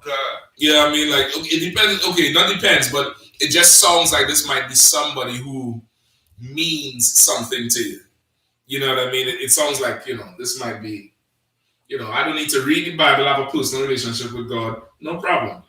Good. Great. All right, be good. Be straight. I don't have a personal relationship with God, so I need to read what God says. You get the point? I don't have a personal relationship with Him. There's a man above me who I learn from. I have his phone number. I could call him. I have his email. Depends on his schedule. I could go visit him and get my questions answered. I don't have a personal relationship with him. Even that sounds gay. Personal relationship. What is that? It's you can keep your personal relationship. Keep your entanglements by yourself. Go have your entanglements by your goddamn self. That's right. I don't give a damn. But I have somebody's phone number I could call for a breakdown. So I don't have no personal relationship with the Lord. I need to read this. Man above me, I know him. He knows me. I could go to him for question. But beyond that, brother, if that person's not good, great. Yeah, tell me when it's gonna be over. Tell God send a text. Text your phone when he coming. You know what I mean? Send your hit you on Facebook Messenger or something. Right. All right. That's it. We good to go? So like we got one more on Facebook. Mm-hmm. Franco Francis says, "Sir, if I made the first, what beware is the idea of God come from? And as so like he might have a language bar. He from Amsterdam, okay. So the English might be beating him a little bit.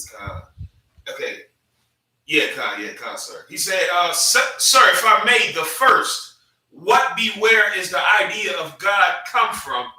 And as we know it, it comes from the Bible. You will have to read it." I think he probably answering the question. He's saying first, where does the idea of God come from? It comes from the Bible. For you to even know there is a God, you have to read the Bible, which is a good cut. Once again, he's proven even talking to this person is wasting your time. Right. You know what I mean? He's saying the whole idea of God comes from the Bible. Like what you're talking about. Right. You know what I mean? But somebody like that, you just keep it moving. Right. Don't force this on nobody. You're wasting your time and your energy. Yeah, and you're going to start to hate that person. Yeah, you know what I mean? Let them go worship whatever rock they want. You know what I mean? But when the COVID hit, don't ask them to pray for you. Yeah, because I pray to the God I read about. You might want to go get that person and really see what's going on with that relation, that entanglement. Right, God. You might want to take God to the red table with you, God, and Jada, and figure out where in the entanglement did you get this COVID from. Right. You get the point? So that's it, all right? Sir. Yeah, see, you'll take all the goddamn time. That's why I don't want to take no questions. You see what's the problem? I was trying. I said, let me just do it. Good night, sir. I see, sir. I see right up there. All right, let me just get a few scriptures. Then next time I'm gonna break down that other thing. All right. Sir. Give me Ecclesiasticus 28. Is that the one I want to start with?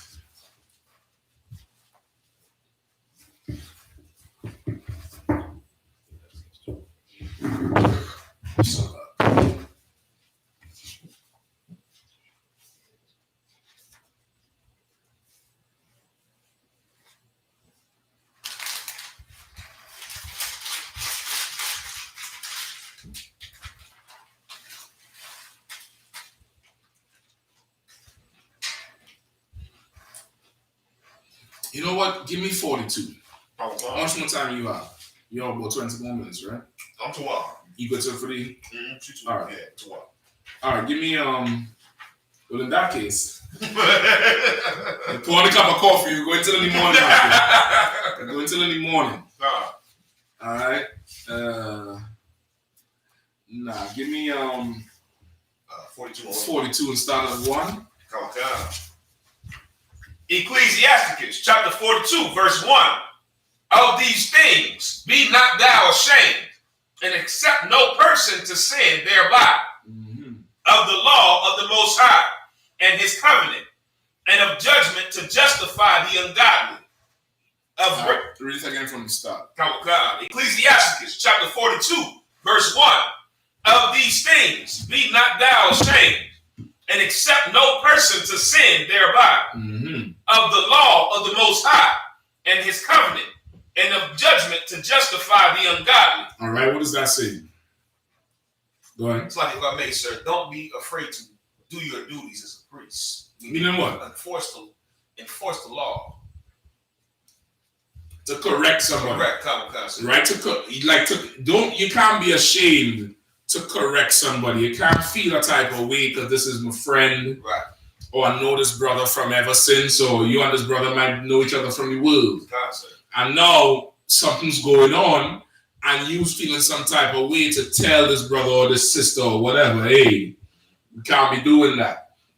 You can't be ashamed to do that. You can't feel a type of way to do that thing. You have to be able to go and handle that business. You get the point? Go ahead. Verse 3. Of reckoning with that and of judgment to justify the ungodly. What does that mean? justify the ungodly. Meaning to correct the ungodly, sir? Or to yes. Yes, go ahead. Of reckoning with thy partners and travailers. And travelers. Or of the gift of the heritage of friends. And what's that saying? Is this what you just saying, sir? People that are close or like friends or of reckoning with thy partners or travelers, or the inheritance, or the heritage of friends.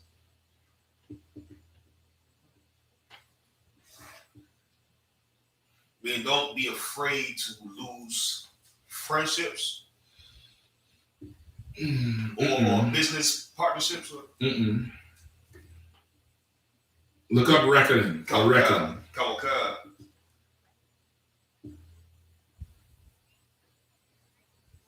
To reckon, established by counting or calculation, conclude after calculation, be of the opinion. Some more. Consider or regard in a specified way. Rely on or be sure of doing, having or dealing with. It's like saying,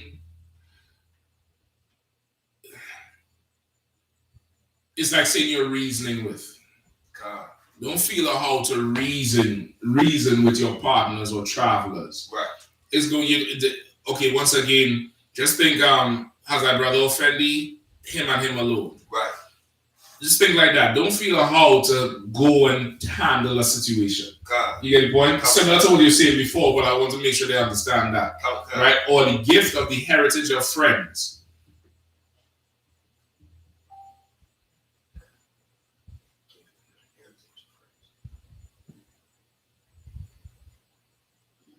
I'm not sure about right? That. Don't be ashamed of the gift of the heritage of friends.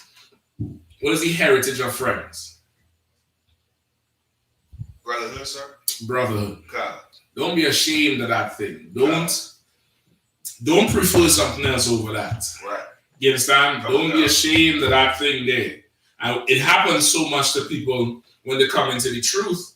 They have the truth friends and they have the world friends. And sometimes the world friends take precedent over the truth friends. Right. You rock with them? Yeah. You know, I'm in class with them. Right? Don't be ashamed of the heritage of the friends, man. Right. Don't do that. You get the point? Don't be ashamed of that. That's nothing. It's an honorable thing what you're doing. Sir.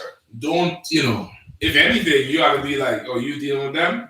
But you shouldn't be of it with any, but you should prefer the truth more. You should prefer the friendships in here more, your brotherhood in here more. Go ahead.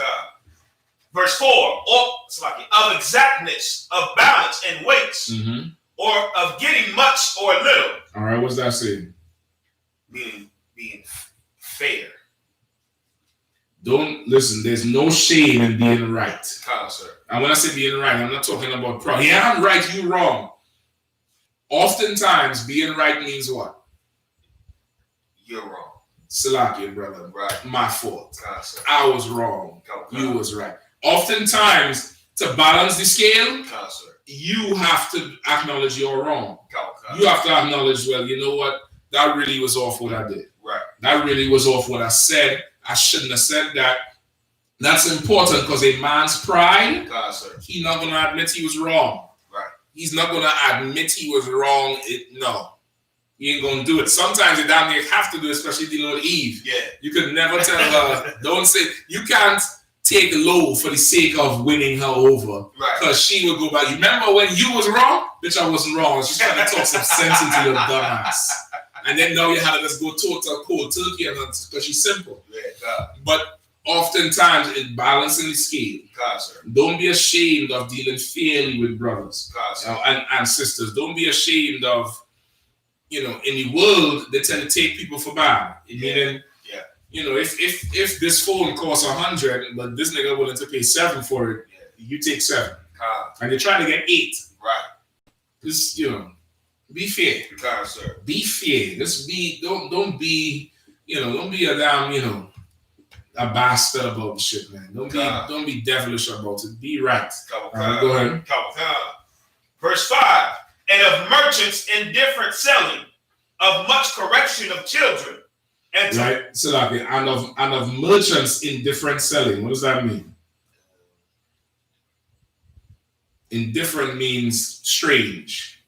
Or that means the same thing as in being fair with the weights, or of getting little, and of merchants indifferent selling. Don't be ashamed of, don't be not ashamed to suffer that then. Right. All right, go ahead. Of much correction of children. Of much correction of children. You're going to have to do that. Right. If you're going to, not have to go identify somebody total anymore in 18 years.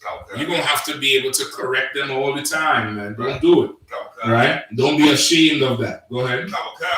And to make the side of an evil servant to bleed. Yikes. Meaning, of course, correction. Once again, this thing correction. Of course, you have a servant who is evil. What we do on James are. You get caning. Right. You get, stoned. Think about that. Think about an evil servant would do what? It didn't say lazy. It didn't say somebody coming to work late. Take your mind all the way out to Esau's, what he chastises us for. Right. Just think an evil servant. What does an evil servant do? Usurping authority or stepping above the position. Okay. You have a field with corn. Oh, stealing? Stealing. God. He might be hurting him. Yeah, God. He might talk to him once, twice about it. Right. Now he gotta get killed. God. Like that. Just think like a child. Right. You talk to him once, twice. Now you're gonna have to, God.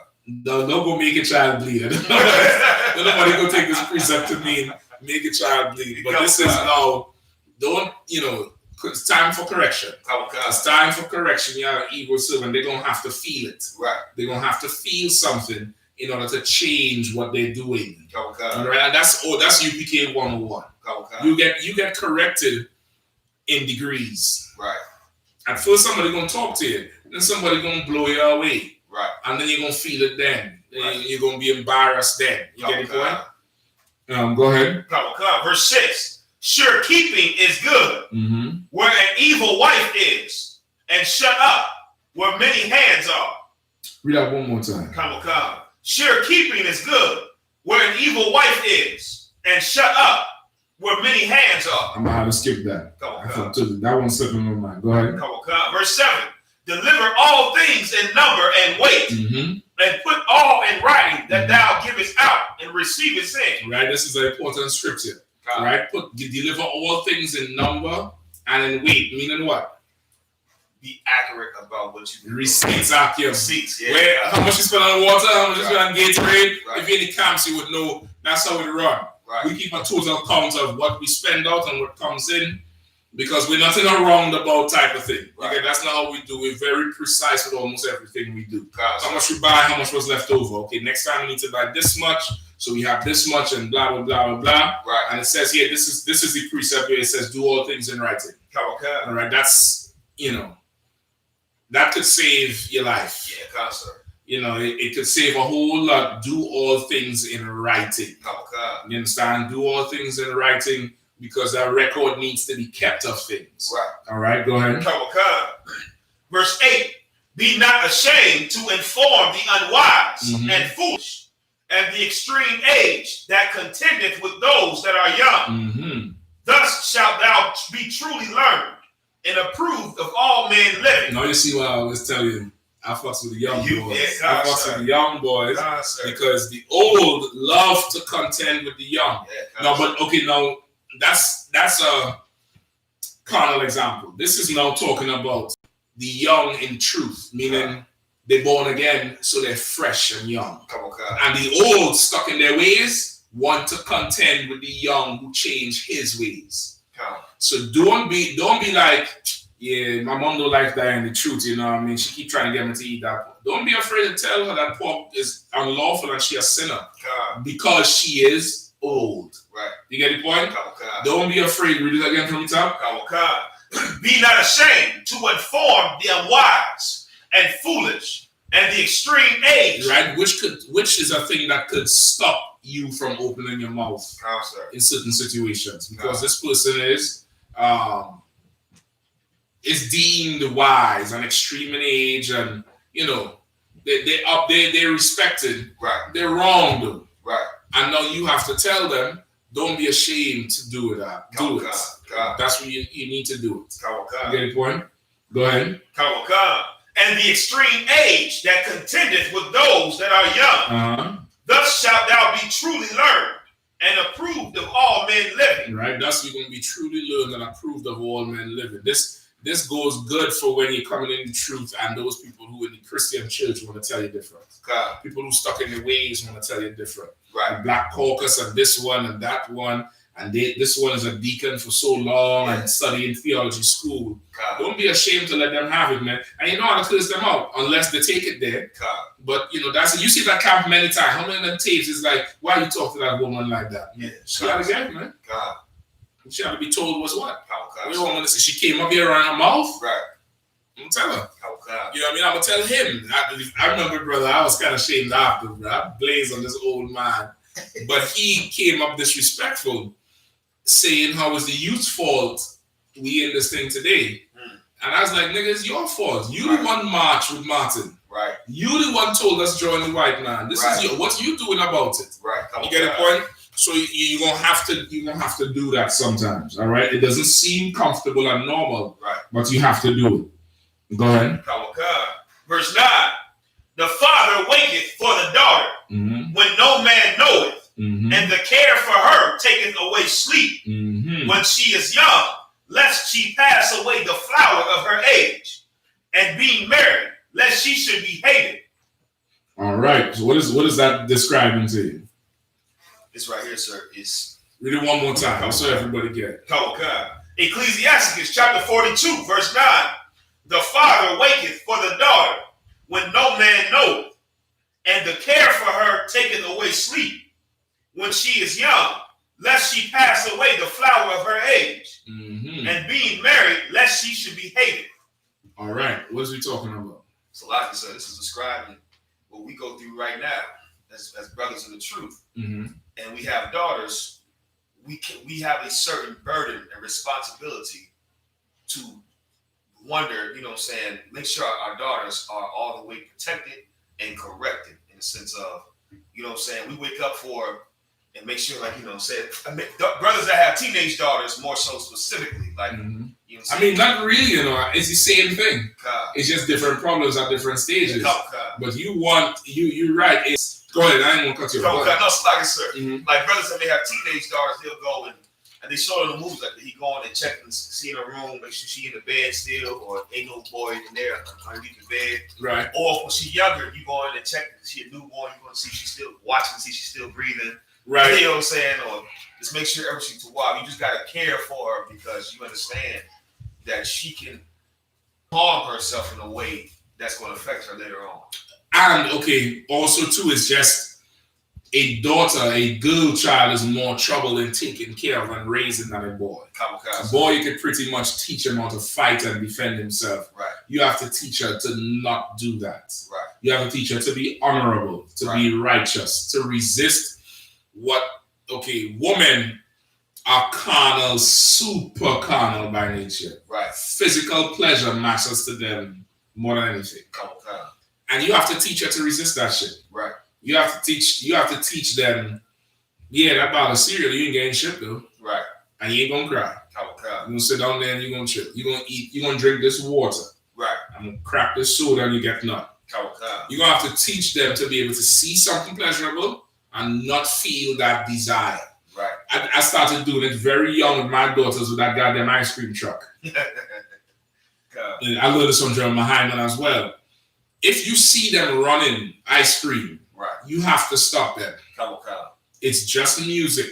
Right. You don't know what the hell is in that truck. It's music. You want ice cream, you go to the store. Right. They don't want to go to the store for the ice cream though. Which means it's a learned behavior from seeing other kids run to the ice cream truck. If you train your daughter to run for an ice cream truck, you train them a slut. Yep. because she's going to run for whatever plays music and gives her pleasure. That's why the guys with fancy car wings, strip club. You have to cut that all the way out. I don't even let them say ice cream truck anymore. Right. They say, what's that? Somebody playing music. Right. Keep it moving. If they want ice cream, I'll get it from the store. It's in the fridge. Right. I on purpose never buy ice cream from an ice cream truck or icy or lolly or nothing. I want them to kind of despise the action of ice cream. I want them to look at them kids like, never me. Yeah, sir. I want them to grow up looking like that because a woman, brother, the carnality in her, that's going to be you training her to be so reactive for pleasure. She would not be able. That's why you have grown women. Nobody wishes them happy birthday. She's gonna be a whore at 8 o'clock. If that phone don't go off, she's gonna be so depressed. Whoever show up with something, get in the box that night. It started with the ice cream truck.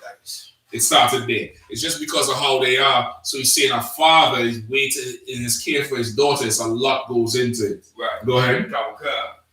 Read it again from 9. Yeah. Sir. The father waketh for the daughter when no man knoweth, and the care for her taketh away sleep. Right, taketh away sleep. Not even necessarily late nights. Right. But think worry. Sir. The care for her, you can sleep when you're comfortable. Right. Man, I can't sleep because you're worried.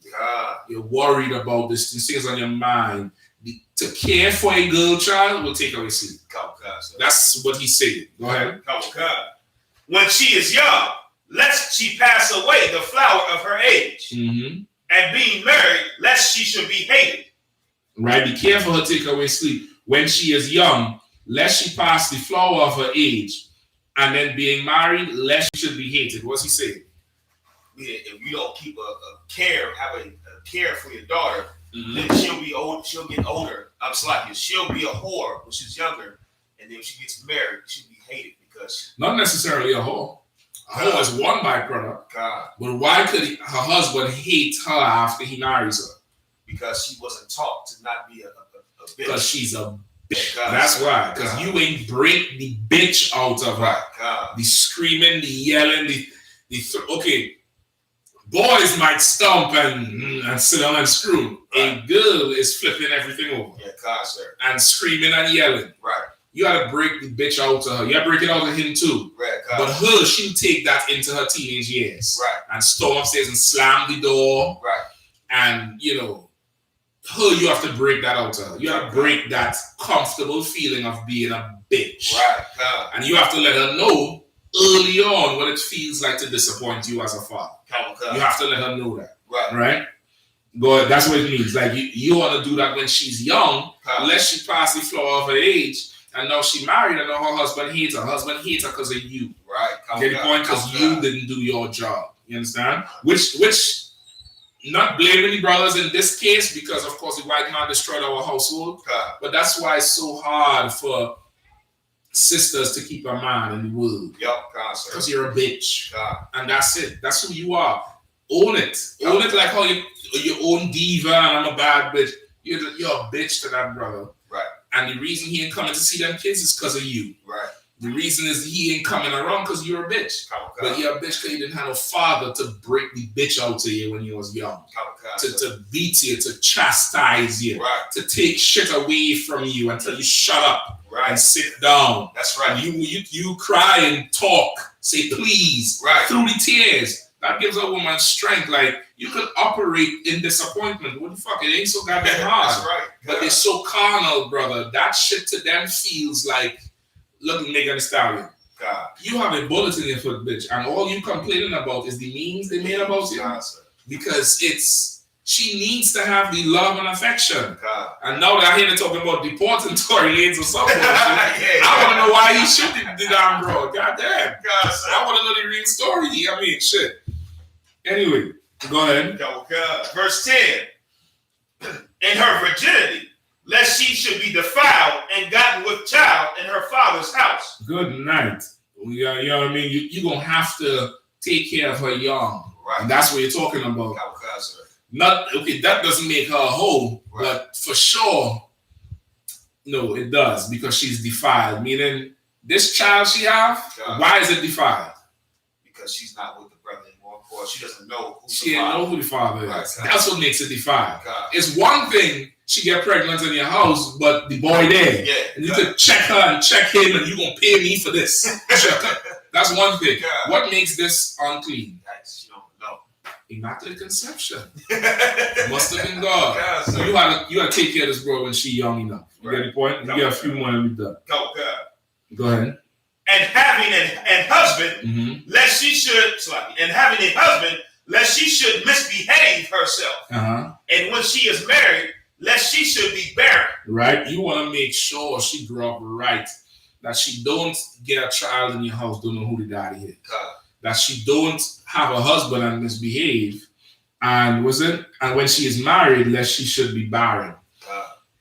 Why that last part?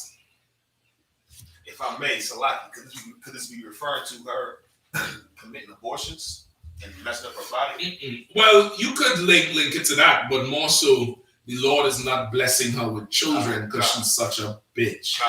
Lord didn't give you no kids. Right. The Lord just did not give you none. And that's that. You get the point? So you want to make sure you grow her up a certain way so she has favor with the Lord and could be a good woman, a good sister to her brother. Right. You get the point? Go ahead. Verse 11. Keep a sure watch over a shameless daughter. Read it again. Keep a sure watch over a shameless daughter. I want to believe this is the same thing where it says sure keeping is good where an evil wife is. I believe it's the same thing. And shut up where many hands are. I believe it's something like it's a damn like keeping a hedge around your wife. But I ain't sure. I can't remember that verse, the full breakdown.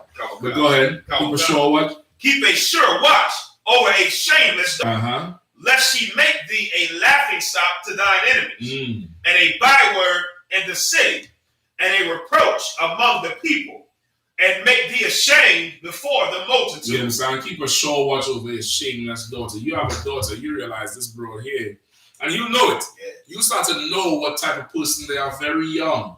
And you know the type of watch, the type of mark you got to put on her. You might have a family of sons and daughters. You got to mark this one. You see this one here? I'm out loud. She's going to say some dumb shit. You got to keep a watch on her. It don't mean put a microchip in her. It means you keep a watch on her for whatever. All right? So it's like, if I may say, go ahead. How is it that it's like that where that early? Is it demons that is that the reason it happens so early where you can tell that I gotta watch you versus I don't have to watch you as much? Why is it the distinction so early? You can say it's demons. It's okay. It's like, but don't look at it like demons to make it seem like she's evil. Right. Remember, it's a battle of your soul from the womb. So the one who you don't have to look at as much. Why you don't have to look at that one as much? Because they're not showing you certain things that will make you worry as much. You break it down. Give me some more. They could just be more slick at. Okay, it could be, but you know, because you're the father, you see them when they sleep and wake. Right. You know. Okay, let me paint this for you.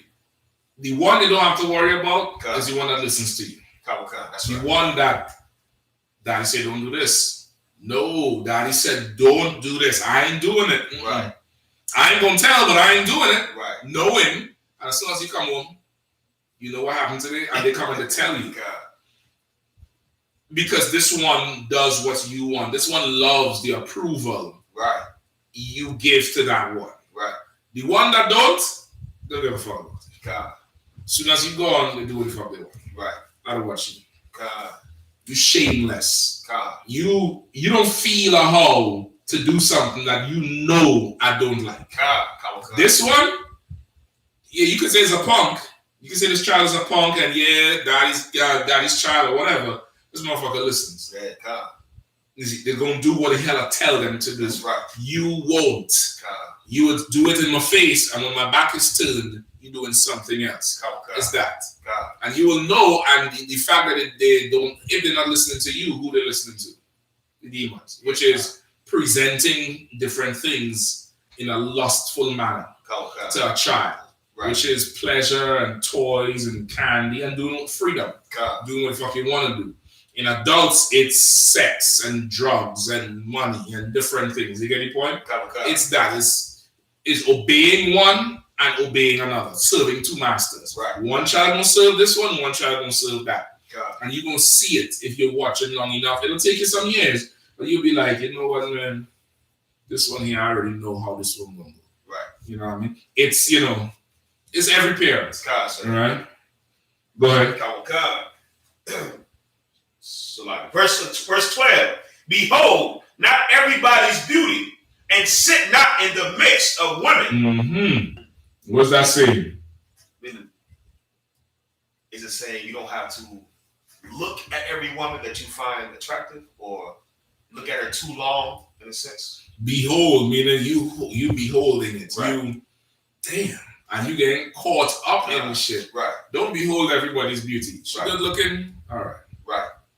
All right. What's more important? She paying tithes. She going to school. Is she doing this? Is she doing that? Right. Yeah, she look good, but what is she doing? Right. Behold not everybody's beauty and what? And sit not in the midst of women.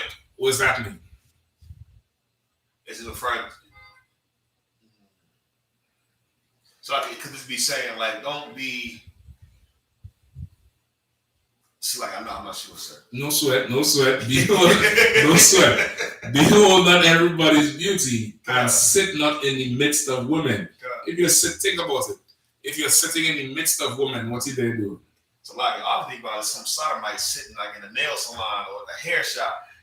And you there, and that's all what they're talking about. Right. That's what you sitting in the midst of women. You shouldn't be. That shouldn't be you. You shouldn't be, you know, the cookouts, you all there, all, you know, hey, say shalom, how you doing? Like, yeah, all right. You over there now. Right, you should not in the midst of the woman. Go ahead. Sir.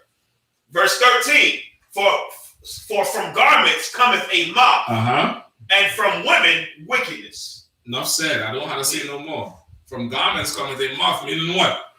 You remember old school, the little they call them camphor balls now. The mothballs. They call them mothballs. Yeah, why they call them mothballs? Because the natural thing to happen is moths eat the clothes. So you put the balls in there, which is the smell. I forget what kind of smell it is, but it's like chemically and very nasal. Down there like how people put what's this thing they put? Oh boy, what is this?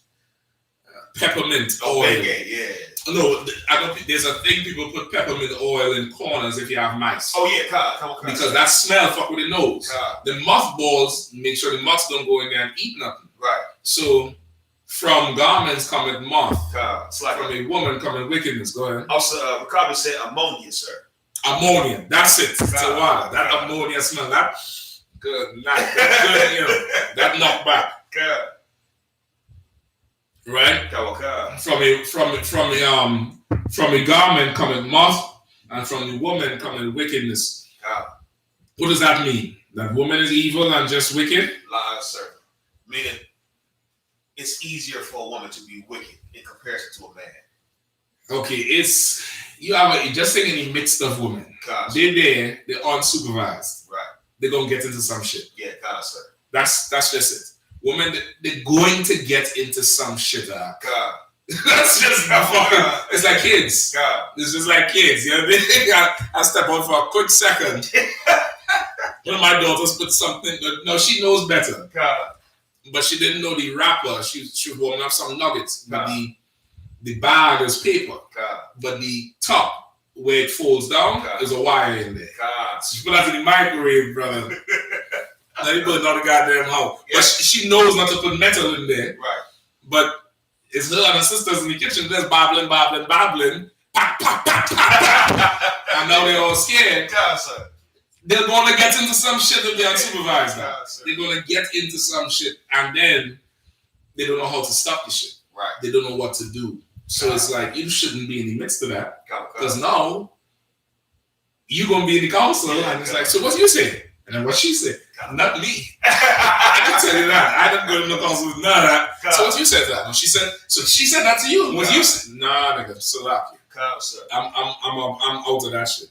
It's like my mate too, sir. The example you gave, that's some good insight. So like if we got a cookout and like the brother that's for some reason he with all the sisters, what is that saying, brother?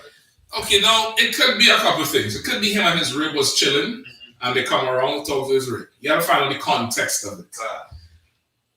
I haven't seen it too much. I've seen, the group hanging out and they play dominoes and stuff. That's fine. But if you just over there, I would check his camp leader. I would, so I know we had a rule. I know it's a cookout, but it's, all that, No, at the same time, you have to really watch the context of it with that, because a cookout, an event like that, you tend to meet people who you don't see in a normal situation. Okay. So you have to watch it. Okay. It could just be, this one here, I ain't seen this one in a while. Last time I was at their house, it was fine. Okay. You got to watch it. Me personally, I ain't sitting in a whole group of women and talking, not for about 2 minutes. Right. Oh, so how's the kids? How's it? Oh, yeah? All right, I bet. I'm going to go over there and get a drink, all right? Appreciate that. Right. I'm out. I ain't, you know what I mean? I'm not doing the woman going to talk. Right. Now, we social. Hey, how you doing? Shalom, sir. What's going on? Shalom, sir. How you feeling? That's cordial. This is saying sitting in the midst. This is different. Right. It's different from the circumference. You get me? Now, what about sisters that are in the midst of brothers?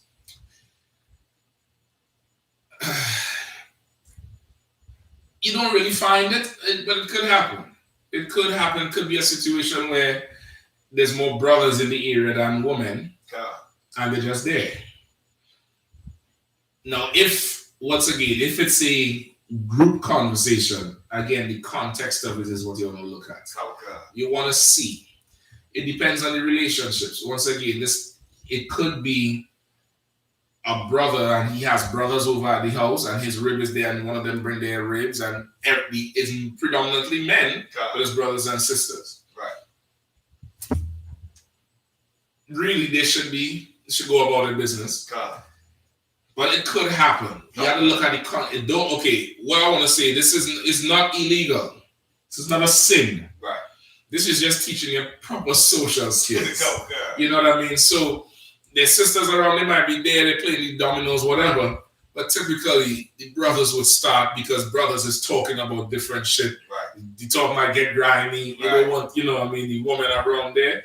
They're over there talking. What they should be talking about is sewing and t-shirts and what to do for diaper rashes. And since this is how you get the breastfeed, they don't breastfeed now, but keep the baby on. Instead, they're going to start talking about some dumb shit. Yeah, and then there'll have to be a counsel over it. Right. You get me? So you want to look at the context of it, but what you want to do is be cordial, be personable. Hey, how you doing? Salute, but you don't want that thing where you now find yourself, in girl talk. Sir. You fucking shit talking about. Like what can you be talking about in girl talk? Right. You get what I'm saying? I don't know. Right. Yeah, you understand? So that's it. All right, go ahead. From the Gospel. Better is the churlishness of a man than a courteous woman. A woman, I say, which bringeth shame and reproach. Right, what does that mean? All right, better is the churlishness of a man than a woman. A woman, I say, that bringeth shame and reproach. So churlishness is rude in a mean-spirited and surly way? Right. The rude, mean-spirited in a surly way. Which is how they describe who? Us. They describe UPK brothers as you're so mean. And you're so mean. I can't tell you how much times I've heard that shit. I think Mashak mean. You're so mean. Right. And you rude. You mean. Right. It's better you have me in your life than some bitch who get you in trouble every other fucking second. Yeah, God. It's better you have me to check you and tell you what you're doing wrong and tell you when to shut up. Right. Than some broad who, you're going to set her car on fire and she's going to run you over. Right. And that's that. It's better the churlishness of a man, than, a courteous woman. It's better. Right. It's just better Once again, it's understanding the nature of your sisters. They're beautiful, they're good, they're everything, but they need supervision from time to time. You just need it. You can't just leave them alone to their own devices. Right. Shit doesn't work like that. Right. You have to establish things amongst them as management. Okay. Once again, that same father who are sleepless, who can't sleep, he's raising her looking for a brother now who's going to take her as a grown woman and lose sleep over her the same. Right. You know what I mean? So that's it. Okay. All right, I'm going to stop right there because I didn't get through the topic. But, Salaki, I'm going to work on that discipline. Next week, no more questions. You got questions, go ask Nick Cannon. Right. You know what I mean? All right. With that, pass the class over to priest and officer, Kazaka Man. Security announcements. We are the I.S.U.P.K. out of 1 West, 125th Street, Harlem, New York, under Commanding General YAHANNA. New rules for brothers and sisters. When a new brother or sister comes into the school, they are off limits for 6 months. They are to be saluted only. They are here to share themselves with the world. After 6 months, if a brother or sister has an interest in a particular person, he or she must get permission from the head to speak to a brother or a sister. There's another 6 months in which the brother or sister will court each other. After this 6-month period, the brother or sister will get permission from the head to marry. Tithes, which is a commandment. You can find this in Numbers 18 to 21 and Malachi 3, 8 to 10. Means 10th in Hebrew, is pronounced ma'ashara. 10% of every penny of any increase the Lord gives, you give to the treasury department or teacher. Priest fund, free will offering for priests, not mandatory. Whatsoever amount you would like to give. The upcoming holy convocation is the memorial of blowing of trumpets, the first day of the 7th month, Thursday, September 17th, 2020. You can find this in Leviticus chapter 23, verses 24 to 25. Also stay in close contact with your camp leaders regarding any updates concerning the Passover. Right, we have also this coming month, August is going to be packed. August 13th through 17th. We're going to be in Atlanta. The general's going to be down there in Atlanta for the weekend. The following weekend, which is what, the 22nd, I believe. The 22nd. The 20th to the 24th, we're going to be in Chicago. All right. And then the 28th to the 31st is going to be New York for that New York cookout. Check with your camp leaders for travel advisories. Y'all who traveling from state to state, y'all check with your camp leaders for the right paperwork to move. Certain states through this COVID is still exercising no movement. Don't go get yourself arrested without checking with your camp leader. Right. Get in the habit of checking into a city when you're leaving. You leaving city A to go to city B. When the time you jump in your car, you call city B camp leader and let them know you're coming down. Right? And when you get down there, call the city A camp leader and let them know you made it. And do vice versa going back. Yes, make sure and be diligent with your checks and balances, because your one city might be cool and calm. The next state you go into, it might be full out, spread them. Where's your papers? Right, where's your papers, sir? All right. So that's what's coming up. Also, Franco Francek, he asked the question, can we assume Solomon was a womanizer? No, Solomon is what we call a gallus. You know what I mean? A gallus. It's like how you had a pianist or a saxophonist. Solomon was a natural born gallus. Right. You know about the gal. He was a egalitarian. He was a egalitarian. He was a galanic, like a mechanic. Right. He knew women. He liked women. He was not a womanizer. I don't know what the hell that is. That's another white term. Oh, you're a womanizer. You just using women. Right. Yeah, because they're good. They're good. For you, are homosexuals manizers? Right. No, we don't say that, right? They're not manizers. Good. Solomon was not womanizer. He's just a gallus. All right. He's a gal. Damn right. More gal. All right. Good. Let's just do salute. Sir. We'll do one courtesy salute to the teacher. Man of Israel, Shabbat. I imagine. Barak. Yahweh Hashem Yahushua B'Rakatham. Yahweh Hashem Yahushua B'Rakatham. Yazmata. Dismissed.